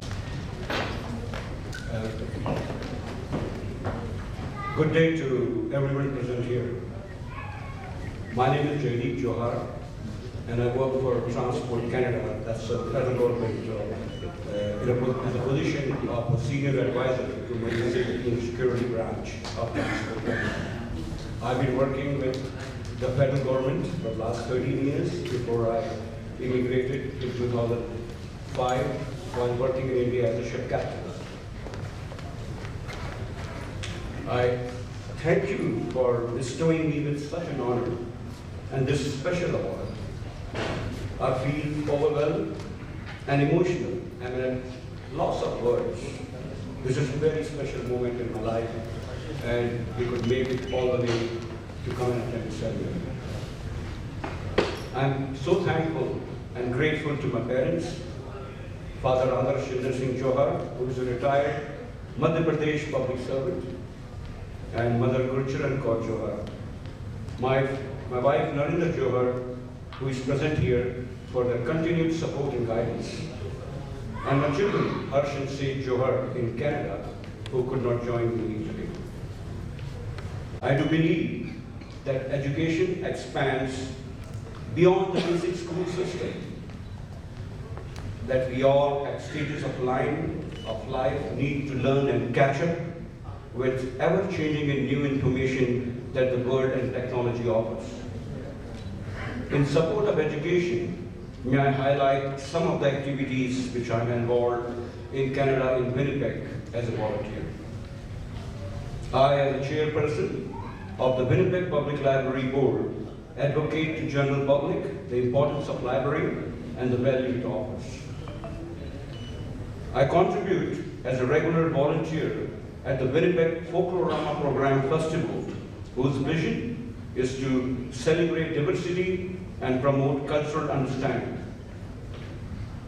Folklorama is an event that runs for 2 weeks each August in Winnipeg, Manitoba, Canada, and is the world's longest running multicultural festival, where we have representatives from 42 countries plus, having a pavilion where each display their culture, and we could go and learn and exchange our views and learn about their culture. My son and my daughter were chosen as ambassadors for the pavilions. I'm also a regular participant at the Winnipeg Pride Parade, each year that supports and identifies with gender, sexual, and relationship diverse community. I look forward to working with the society and contribute to the best of my capacity. Thank you, and Jai Hind. Mr. Ajay Sharma, eminent educationist of India, Sri Ram Centennial Education Foundation. Can I have a huge round of applause for Mr. Sharma? In this August gathering, I'll take a few moments to first express my gratitude for this opportunity to share a few thoughts with you. And secondly, considering the paucity of time, I just want to share something with you which I feel that very strongly requires support from everybody. In order to make my point, I will tell you a small story. And I'm very sure that most of you know, maybe already knowing this story. But repeating those stories help us refocus. In Europe, in 18th century, late 18th century, there was a boy who started to go to school. And within no time, all the teachers of the school developed a dislike for him. The reason? He was not a specially able child, but he was not very fluent in communication. He used to be an introvert who would not sort of answer things, or who will hesitate to talk. He had also one more problem, that he could not memorize and repeat knowledge in tests and in exams. So he became a backbencher. The family gave up on him, that he is not a bright person. The teachers gave up on him, and somehow he could pass through his school. Then this boy went to a college. And the only thing good about him was that he was good in mathematics. In fact, too good. But in all other subjects, he was failing. So you cannot pass exams. But because keeping in mind his track record in mathematics, the college decided to give him some grace marks so that he could graduate. 20 years later, the year of miracles happened, 1905. 5 top universities of US and Europe gave honorary doctorate to this boy who had then turned adult. It was their honor, the university's honor, and not his honor, that he accepted the doctorate. This is the person who gave us the theory of relativity. This is the person who gave us the equation E equal to mc square. And this is the person the world knows by the name of Albert Einstein.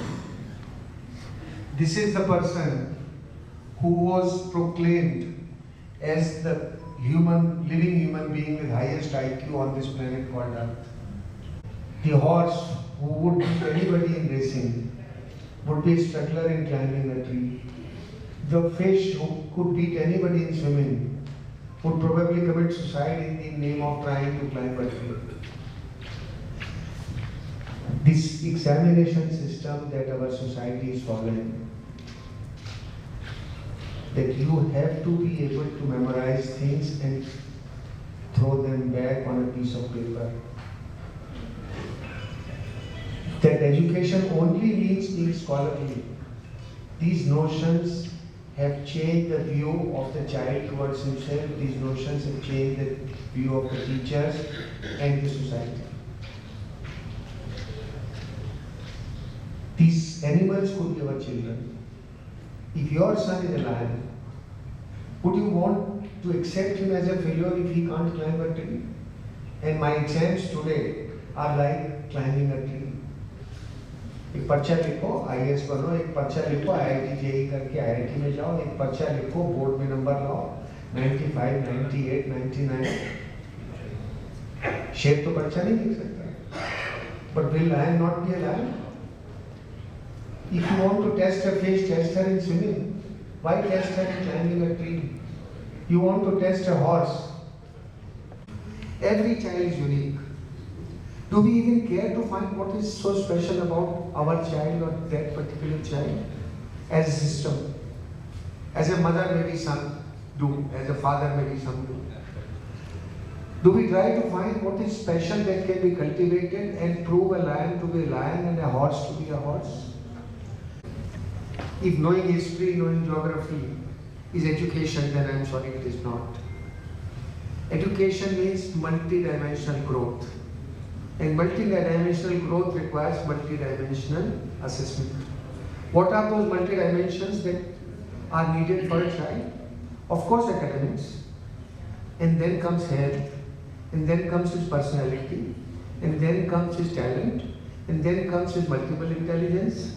Then comes his right brain, then comes his life skills, then comes his value system, and then comes his social awareness.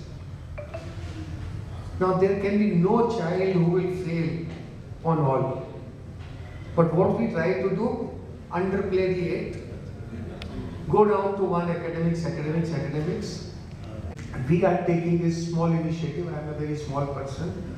Very humbly I am taking this initiative on this day through this forum to start a new assessment system for the school and college students where they are assessed beyond their only scholarly knowledge. And we should recognize them and we should encourage them, enable them to grow as a true human being. I expect and request all of you to consider my thoughts in whichever forum you can spread this thought that let's change the way we assess our children. That is my request to all of you today. Thank you very much for giving me. I'd like to call D.V. Giriji. D.V. Giriji was born in India and is a naturalized US citizen. He attended the National College in Bangalore, receiving the BSc degree in Physics and Mathematics from Mysore University, entered the Indian Institute of Science and received the BE and ME degrees from the Department of Electrical Communications. Can I please have you at the podium, sir, all the way from the United States of America? It's indeed an honor and a privilege to receive an award in my Janmabhoomi. I have lived the first 22 years of my life in Bharat and the last 54 years in the United States. I am 76 years of age. I was born in British India in 1946, and soon it was realized that this nation was not big enough for me and the Brits. They promptly left the country in 1947. I left India in 1969. It was almost 54 years ago. But I'm proud to say that India has never left me. And no matter where I go in the world, I carry a bit of India. I've been to maybe 50 countries in the world. I received my fundamental education in this country and was educated at some of the best institutions, both in India and the United States. I was educated at the Indian Institute of Science in Bangalore and now Bengaluru, and also Harvard University in the United States. While Indian education gave me the fundamental basics of physics, mathematics, and engineering, Harvard really taught me how to think, how to apply vidya, the knowledge, to solve problems. That's what Harvard did for me. At Harvard in the late 60s and early 70s, I came across, for example, Benazir Bhutto. She was an undergrad when I was a grad student. My friends used to tease me, ask her out, ask her out. However, she never spoke to Indian boys. She made it a point to talk to only Pakistani boys and to American kids. And at that time also, there was Professor Henry Kissinger, and there were two other professors, John Kenneth Galbraith, a Nobel economist, and also Professor Dan Moynihan. They both lived on a street in the city of Cambridge called Francis Avenue. And I am fortunate to have written 5 textbooks in my chosen field of research and over 300 scientific papers. I worked for US Defense, I worked for NASA, I worked at CERN, which is Center for European Nuclear Research, under the city of Geneva in Switzerland. I recently happened to, I would say, invent a new particle, which I have termed as I-electron. It has some properties similar to the electron. And I've also shown that this particle cannot be found on this planet. It probably exists somewhere deep at the center of the Earth or maybe in outer space. Only time will tell. I wish to say a little bit about my 6-year work for NASA in the 80s. In the 60s, 70s, well, starting from 50s, 60s, 70s, and 80s, airplanes used to fall out of the sky when they were hit by natural lightning. I keep a database of all the lightning-related accidents to aircraft. And in the 80s, NASA wanted to launch the space shuttle in all types of weather. So they undertook the study of understanding lightning and protecting the space shuttle as it lifts off from the launch pad. Just for a few minutes, it's subject to getting hit by lightning.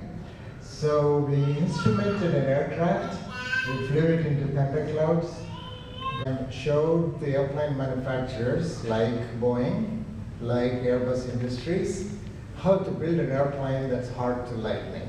I'm very happy to tell you that since the 1990s, not a single plane has fallen out of the sky because of the protocol that we developed. All civil aviation boards in the US, in Europe, and also in Asia, in India, they follow this protocol because they buy airplanes from similar companies. My most rewarding activity has been founding a Hindu mandir or Hindu temple near the city of San Francisco, where I lived for 40 years. Not far from Silicon Valley, when Silicon Valley didn't exist. Silicon Valley came into being in the 90s, but we built this temple in the 80s. It's called the Shiva Vishnu Temple.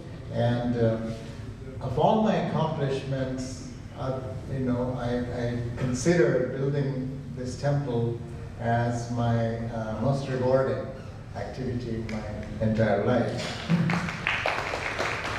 My current passions are two. I am at a stage in my life where I don't have to earn a living. I have enough to live on. My current passions are Carnatic music. I take online classes even to this day at my age of 75, 76. From a teacher in Mumbai. In fact, I'm headed to Mumbai from Delhi just to be able to sing with her to flute and violin accompaniments, and then I'll go to my hometown in Bangalore before going back to Boston. My second passion or second current interest is, as was told by other speakers, especially our minister here, that ancient Indian scholars, saints, they had a lot of scientific wisdom. I'm a scientist, I'm not a spiritualist, I'm not a religious person, even though I built a temple. I would like to bring out the scientific wisdom from ancient Indian scriptures, not for Indians, but for the Western audience, for the Europeans and for the Americans. You have to write papers and books in a very special way for the Western world, and very differently for the Indian audience. Probably Indians know what my book would contain, but I'm developing this book, researching this book for the Western audience. It turns out the world's best Sanskrit library is in Heidelberg, Germany, and the second best Sanskrit library is in Banaras Hindu University. I plan to visit both of these libraries in this year. I have often wondered about two questions that have bothered me. I will put that on the table here. One question I've asked myself is, would I have accomplished all that I did had I stayed in India? I wanted to join the Indian Air Force, I didn't get selected, but I ended up in Harvard. Would I have accomplished all that I did had I stayed here? This question has bothered me. I think, sadly enough, the answer is no. Second question is, why is it that no Indian scientist living and working in India has received a Nobel Prize since C.V. Raman? Many Indians who have left India, who have gone to other countries, have shined, have received Nobel Prizes in England, in Europe, and in America, and so on. But for some reason, Indian scientists living and working in this nation have not. What is it about India that does not recognize, that does not nurture, that does not encourage individual brilliance, which is often the case in many Western countries? I do believe the two questions I have raised are somewhat interrelated. I will end by saying that I have received many awards in the USA and in Europe. However, receiving an award in India is like getting a pat on your back from your own mother. It doesn't matter how many people tell you how good you are, but if your mother says you're good. Deepak has been, I would call him a good friend. We have met in many such conferences in India and in the British Parliament the other day. And it is a precious award coming from the land of Jugaad and from the land which has invented missed calls. I have never seen a missed call in any country other than India. It's a purely Indian invention. It is a coded language to convey a certain message. We NRIs feel very obligated and to give back a lot to our motherland. You know, it is said that in Ramayana, when Lord Rama went to Lanka and killed Ravan to bring back his wife, Vibhishana, who is Ravan's brother, asked him, Lord Ram, you've done a good thing, you've killed an evil man, but please stay in our country and rule us. You know what Lord Rama says at that time? He says, I'll say that in Sanskrit, Janani Janma Bhumischa Swargadapi Gariyasi. Janani, your mother, Janma Bhumi, your motherland, is even better than Swarg itself. That sentence has resonated with me, and I am transitioning. After living in the US for 54 years, I'm transitioning back to my motherland. This year, I'll have 1 foot here, 1 foot there. Hopefully, from next year, I'll be back here in my hometown. I can also, you know, in terms of having received so much from the Indian society at my formative years of my life, I do want to give back, and I have given back.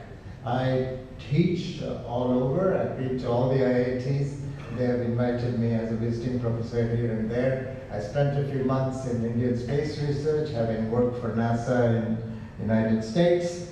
And so we give in a certain way. I've also done charitable activities. When Bhuj earthquake happened in India, we raised $120,000, and I came with that money in my hip pocket, looking for NGOs to give it, and I found the right places in Gujarat and did that. At tsunami, we helped, and I have adopted a school in my native village.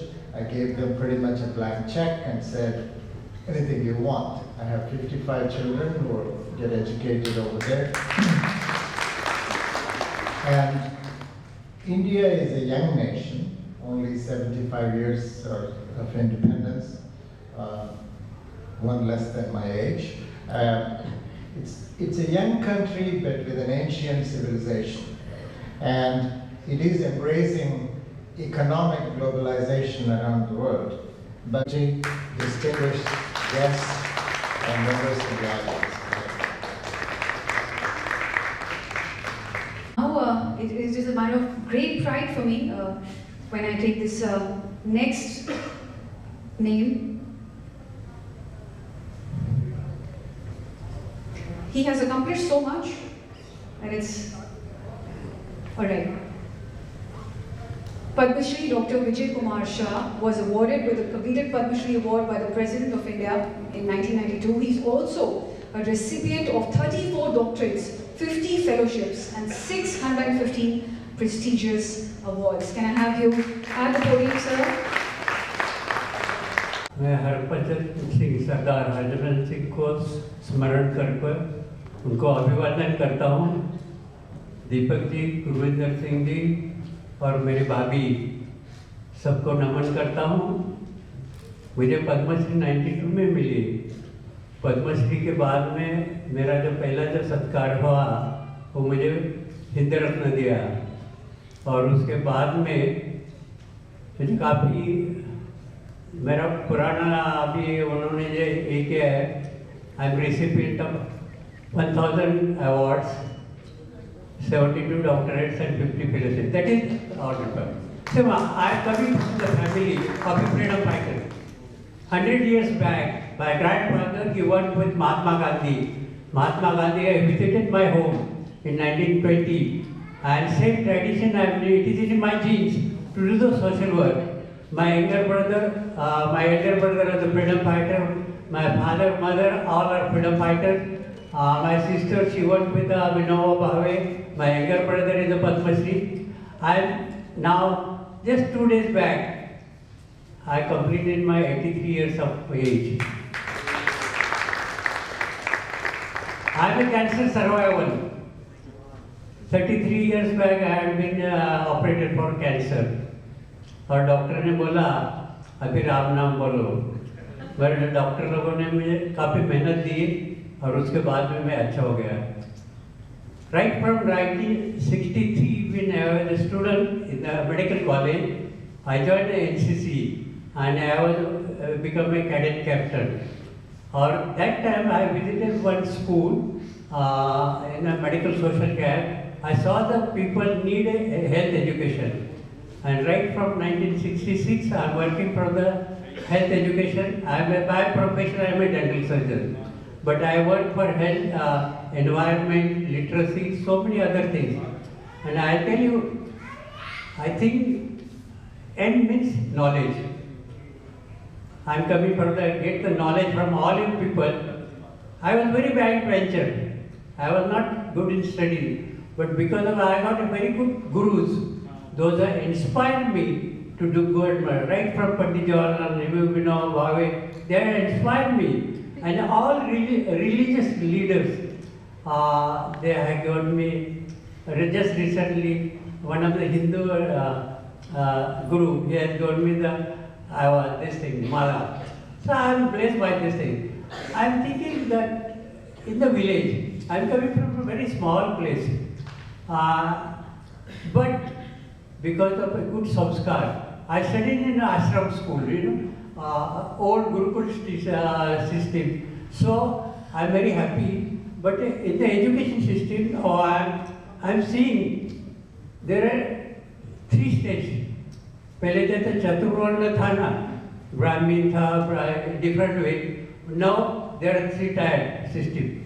One boy, he reads 2 plus 2 is 4. He goes to the municipal school. One boy go to some other school, and one boy is spending 1,50,000 rupees for the same education. At age, I learned ABCD in 8th standard. When I appeared in the dental college in the exam, teacher said pardon. Pardon का meaning हमको पता नहीं था. I was knowing the words of chemistry and physics and biology. आगे नहीं था. और उसके लिए हम पीछे पड़ गए. I can talk, but I cannot write. So English must be. और अभी जो हमारे जो बच्चे हैं, they are very, very, very intelligent. 1,000 intelligent than me. But मुझे क्या मानता है कि हमारी जो संस्कृति है, वो संस्कृति अभी जो उन्होंने बोला कि पाव छुओ, आशीर्वाद लो, इसकी जरूरत है. भारतीय संस्कृति की जरूरत है. और भारतीय संस्कृति में बोलता हूँ, I will tell you an example. I had been in Italy about 10-15 years back, and I visited our Air India people. That time we had to reconfirm the ticket. मुझे पता नहीं था, मैं गाँव का था, reconfirm नहीं किया. I went to the Air India office. They not replied me properly. आपने गलती क्यों की? ऐसा बोले. The same time, one girl, she was a receptionist in my conference. I said, I am from India. What is it? She said, what is your language? I say, I am Gujarati, but I am speaking Marathi also. What she said, Sanskriti सब भाषा की जननी है, and you'll surprise that girl, she helped me and I got a confirmation. और हम हिंद पाकिस्तानी के बारे में बोलते हैं, पाकिस्तानी के लोग बहुत बहुत प्यार करते हैं. हम एक दूसरे के में एक दफ़ा कोलंबो में कॉन्फ्रेंस में था, तो उन्होंने बोला कि आपके राष्ट्रगीत बोलो सबका. तो पहला उनका श्रीलंका का राष्ट्रगीत हो गया. अब एट ए टाइम हम हिंदुस्तानी और पाकिस्तानी भाई हम साथ में स्टेज पर गए. तो मैंने एक पाकिस्तानी फ्रेंड को बोला, आप पहला बोलो. उसने क्या बोला, आप बड़े भैया, आप पहले. हम एक दूसरे को गले मिले. क्यों हम एक करते पता नहीं. We got same culture, everything. And what we got at Takshashila University, Nalanda University, they are the best university in the world. That great knowledge will surprise. That time to get a medical college, that time in Takshashila, it was out of 1,100 students to be admitted. And that time the fee was, 1,000 gold coins. It was not cheap. The Jivaka, one Brahmin, he went to the medical college there and he said, I don't have money. I'm not going to go back. Then he said, I will serve for their country. And surprised, the Jivaka, he was doing the cranial surgery. Cranial surgery, that time, you just imagine. And he was a disciple of Gautam Buddha. And Gautam Buddha, when he had about in NRI, he had like some non-veg, some poisoning, he said, I have surgery. He said, you don't do it. So we have great knowledge of this thing. So you know X-ray. We said no X-ray. That time there is one Vishak Raja. There is one plant. If you stand in behind that plant, you can see the internal body. We had a great knowledge. Only क्या हो गया? हमारे यहाँ से क्या silk route से गए London, London से हमको वापस ला रहे हैं. दूसरा कुछ नहीं है. और हमारे बच्चे हैं, हमारे साइंटिस्ट हैं, बहुत बढ़िया है. और मुझे ये कहना है कि भारत की प्रगति में पंडित जवाहरलाल नेहरू जब भी प्रेसिडेंट बन गए, प्राइम मिनिस्टर बने, हमारे पास क्या था? कुछ नहीं था. उन्होंने उनके हिसाब से काम किया है. All the presidents in India and prime minister, किसी ने गलत काम नहीं किया, किसी के ऊपर केस नहीं हुआ. हमारे इंडियन कल्चर है, हमारी इंडियन कल्चर है. और इस time I bought in 1940, when I become sick in one of my village, my mother's place, there was no doctor there, so they had to take me to 10 miles from that place. You know हम कैसे गए? बैलगाड़ी में गए थे लेके. आज हमारे पास है, सब कुछ है. आज हमारे सांगली में जो डॉक्टर हम जो करते हैं, जो फॉरेन में नहीं करते हैं, इम्प्लांट हम करते हैं. हम बहुत आगे बढ़ गए. मुझे एक ही कहना है किसी को, आप इतिहास का अच्छा देखो, और किसी ने काम नहीं किया मत बोलो. उसके कुछ कंडीशन थे. कभी आप ही जो बोलते हैं, अभी गडकरी हमारे आगे, हमारे गांव के पास एक बाईपास रोड गया था 20 साल पहले, और बाईपास रोड के लिए 10 रुपया या 20 रुपया और टोल लगता था. उस टाइम किसी ने दिया. मगर अभी प्रगति हो गई है. मगर आज आपको पता है 1 किलोमीटर जाने के लिए हमको कितना पैसा देना पड़ता है? 1.5 रुपये. हम एक्सेप्ट करें, तभी नहीं एक्सेप्ट किया तो हम क्यों पीछे जाए? और मैं बोलता हूँ कि अभी जो हमारा जो स्वच्छता अभियान है, काफ़ी पहले से हम फिर से ला रहे हैं. और नरेंद्र मोदी के नेतृत्व में हम देश की बहुत प्रगति कर रहे हैं. और मैं दूसरा जो बोलता है, NRI सोसाइटी ने जो 30 मेरे ख्याल से 25 इयर्स के बाद, पहले मुझे याद है, आई थिंक इन 1995 साल में, तो हरभजन सिंह ने बोला था कि चाइनीज लोगों ने उनका पैसा चाइना में क्या, चाइनीज जो है ना कंट्री बाहर रहते थे, वैसा इंडिया में करना बनता है. तो उनके जो ख्याल थे, अब इंडिया में हम लोग आना चाहते हैं, मगर किसी को अच्छा भी नहीं लगेगा, मगर उनको सीधा नहीं हो सकते. कुछ परमिशन लेने के लिए इतनी दिक्कत आ जाती है, तो लोग फ्रस्ट्रेशन हो जाते हैं. तो हमारी तरक्की अच्छी हो जाएगी. हम विश्वगुरु तो पहले थे, अभी भी विश्वगुरु है. और मुझे बहुत अच्छा लगा है. मैं एक छोटा गांव का हूँ और मुझे प्रेसिडेंट का काम दिया है. मुझे पता नहीं, मेरे नसीब में कुछ मैंने कर्म अच्छे किए हो गए तो उसका फल है. और अभी जो हमारे नए राष्ट्रपति है, उन्होंने मुझे बुलाया, तो बहुत अच्छी है, बहुत नॉलेजेबल है. I was talking with half an hour, I was talking about how the assistant they had helped me and everything. उसने एक ही बोला, कर्म करते जाओ, सब आपको मिलते जाएगा. तो आपके दुआ से अभी तो 83 होगा, मुझे पता नहीं. I travel alone. I don't take anybody's help. I stayed in a Dharmshala. I can afford to stay in the Deepak ji तो मुझे 5-star होटल में देते थे. I was like a simple life. और सब आदमी, आई डोंट नो, जैसे तो आप पद्मश्री, हम आपके साथ, अरे मैं आदमी हूँ, आदमी सब एक ही होते हैं. No Padmashri nothing. and I all wish all good wishes to all you. Thank you very much.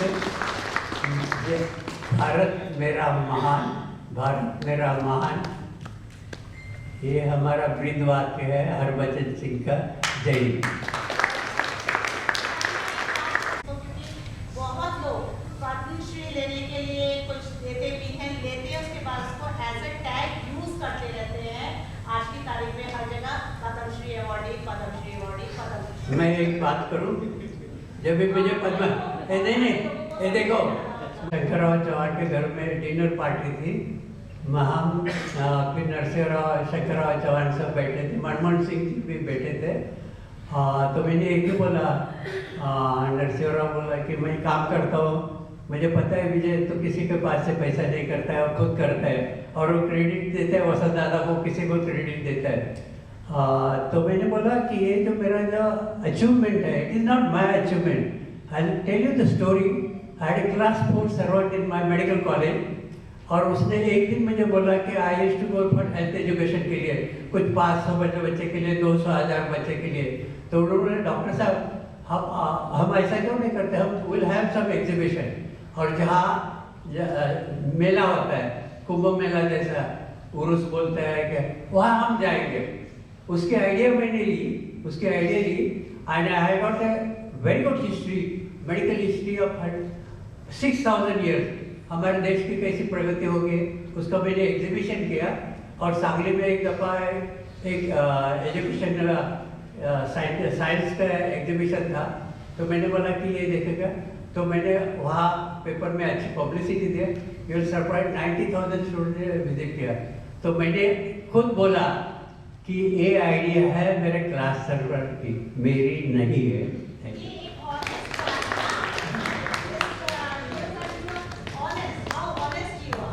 He is very honest. I told him that I'll book a room for you in Ashoka Hotel. He said, no, I'll stay in Dharamshala. Then I told him, that I'll send you a car. He came in 3-wheeler scooter out here.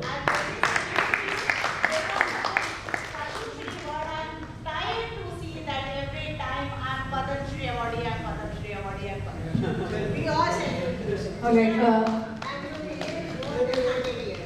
बहुत ही प्रेरणादायक speech के बाद मैं अब आमंत्रित करूंगी, क्योंकि हम हिंद रत्न अवार्ड्स देना आरंभ करने वाले हैं, where we are honouring the NRIs who are making India proud, keeping the flag high with their accomplishments and achievements. And for that, I would request Dr. Raghuraj Singh ji to present the certificates, Justice Iqbal Ahmed Ansari ji to present the award, and Dr. Professor Prashant Jawar from Kazakhstan. आपसे बस यही गुजारिश है, जोरदार तालियां बजा दीजिएगा।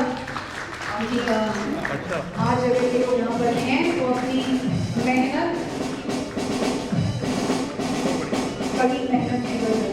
Professor Prashant Jawar, all the way from Kazakhstan, being presented with the Hind Ratan Award, ladies and gentlemen. Please तालियां को जोरदार।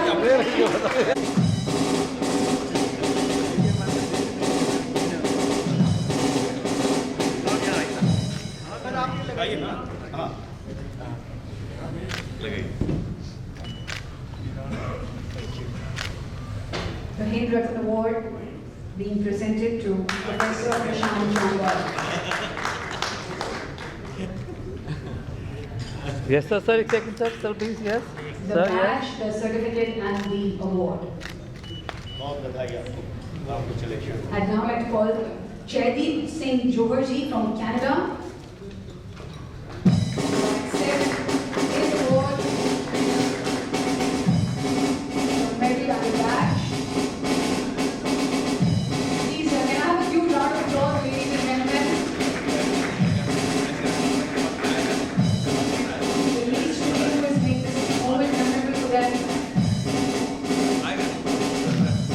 Sir, this side.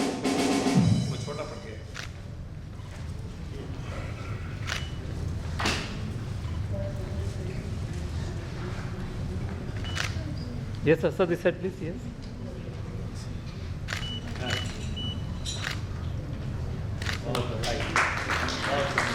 Next, I'd like to call Dr. Fasi Kuramji from the USA. Can I have Dr. Farsi, Kurumji, if you're here. Great. Can I have a huge round of applause, ladies and gentlemen?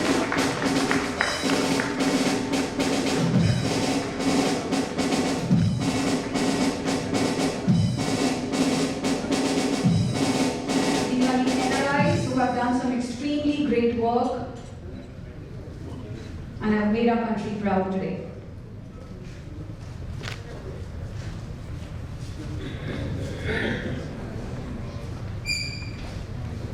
Press up, yes, please. Yes.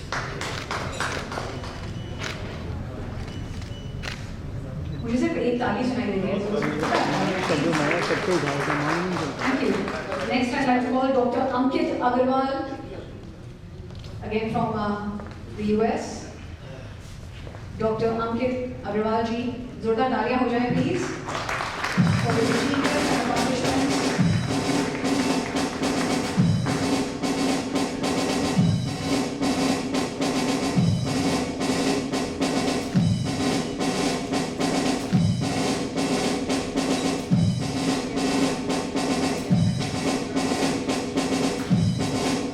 Congratulations, sir.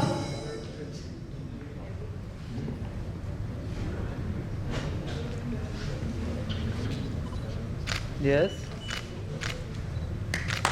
Be presented with a certificate, badge, and an award. Next, I'd like to call Professor Sumita Singha ji.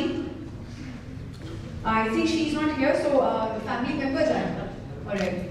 Her mother? All right. Thank you so much for willing it. Professor Sumita Singha ji, OBE Riva, and we have her sister receiving the award on her behalf. Yes, ma'am. This side. Look this side, ma'am. Yes, please. The next award goes to Dr. Benudhar Behera ji, Managing Director, Samwaha India Refineries Private Limited, Rawalpindi, Odisha. Dr. Benudhar Behera.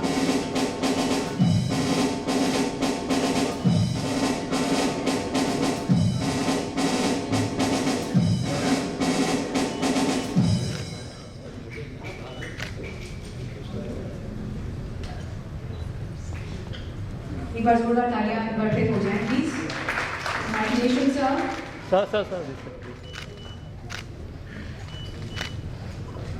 Next, I'd like to call Dr. Hemant Kumar. Congratulations, sir. Dr. Hemant Kumar, Managing Director, Anika Steroids Private Limited, Gurugram, Haryana.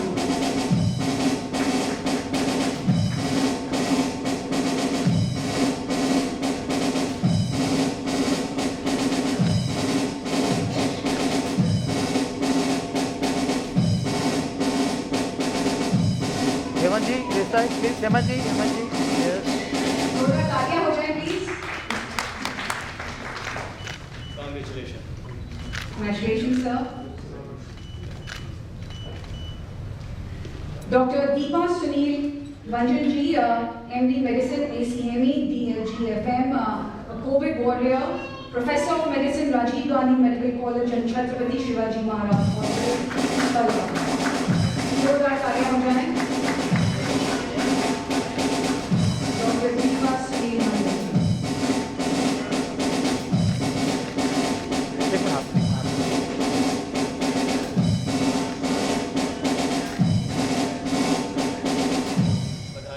Congratulations, madam.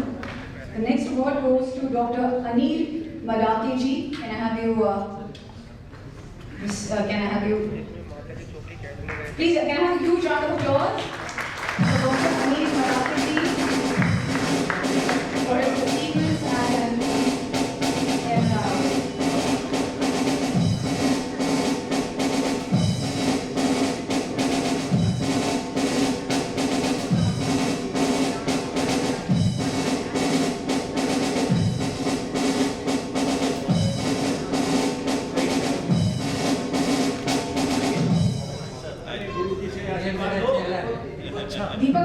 Sir वो चाहते हैं आप भी frame में आए।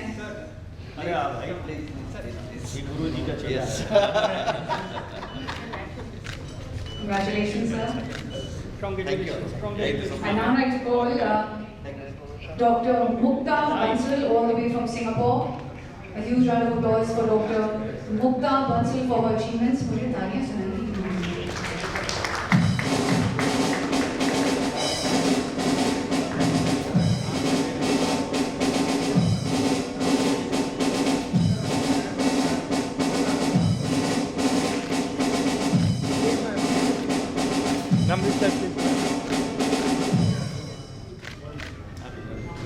Congratulations, ma'am.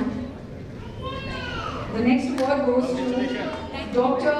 Wilson Assis Rodriguez, Principal of St. Anthony's School, Dhule, Maharashtra. And this award is for his outstanding achievements in the field of social work, ladies and gentlemen. Huge round of applause.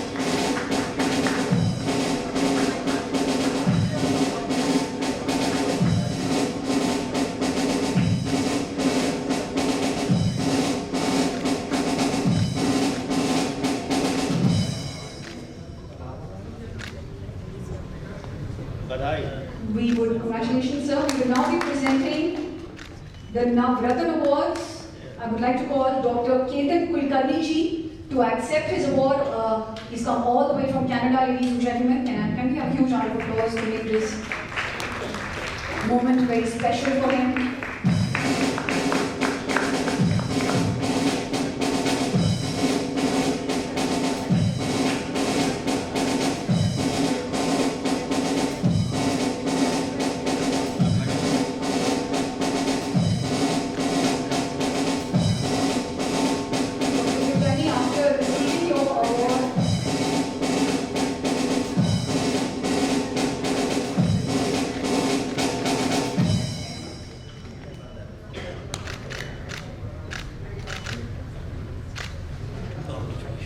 Congratulations, Dr. Kulkarni.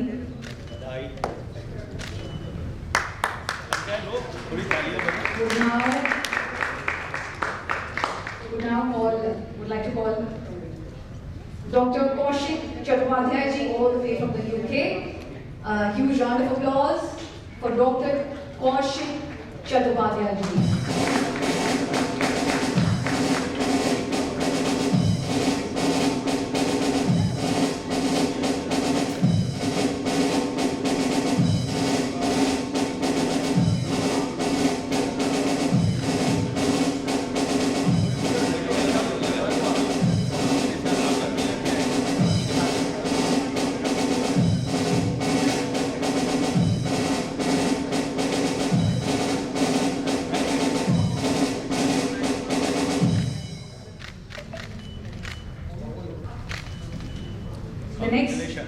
Congratulations, sir. The next award is being presented to Dr. Aruna Lakrawala Thakur. She could not be here with us today, so I request Dimple to accept the award on her behalf. A huge round of applause, please, ladies and gentlemen. She could not be here, but I'm sure she can feel your applause.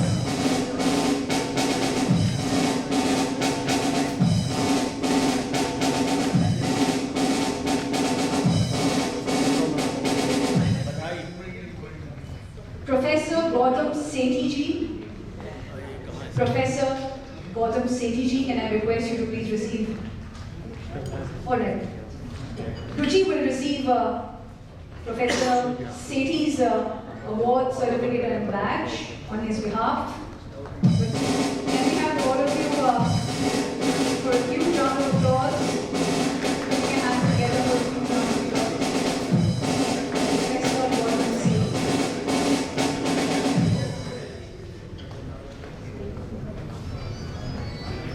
Dr. Tapas Sen.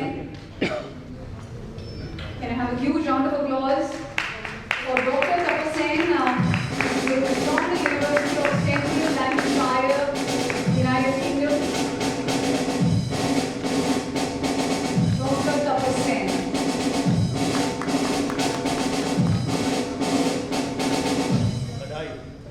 Congratulations, sir.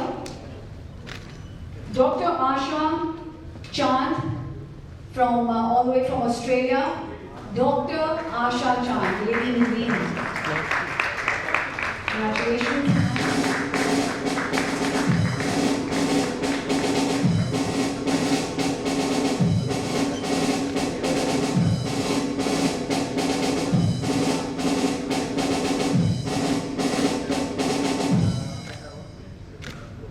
Dr. Asha Chand.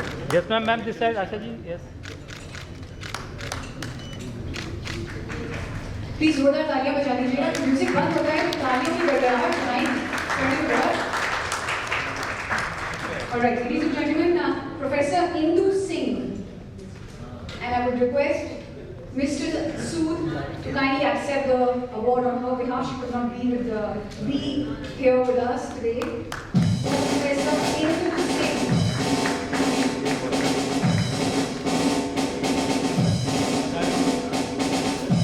Yes, sir.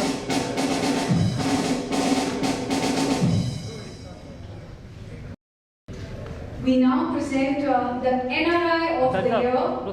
Yes, the points for guessing it goes to Dr. D.V. Giri from USA.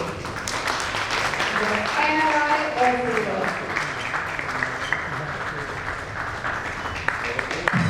Congratulations, sir.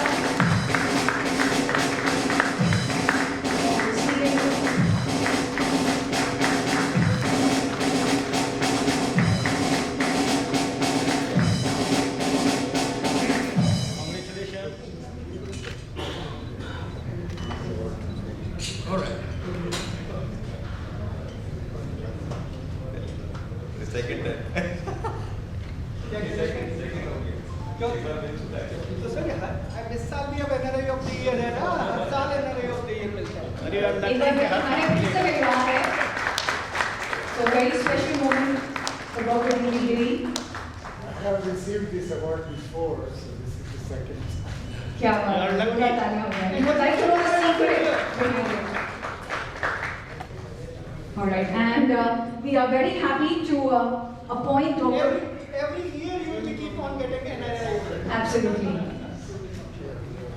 We are very happy to appoint Dr. Ketan Kulkarni ji as the president of the Canada chapter, ladies and gentlemen. Dr. Ketan Kulkarni ji being appointed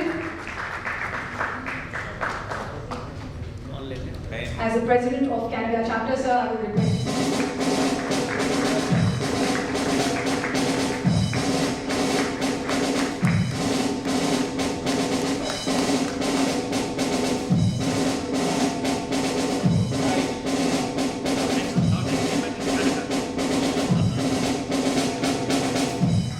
Ladies and gentlemen, I would now request Deepak Singh ji, yes, the person who is behind his mission, and I would request him to please come on the podium for a vote of thanks. Can I have a huge round of applause for Deepak Singh?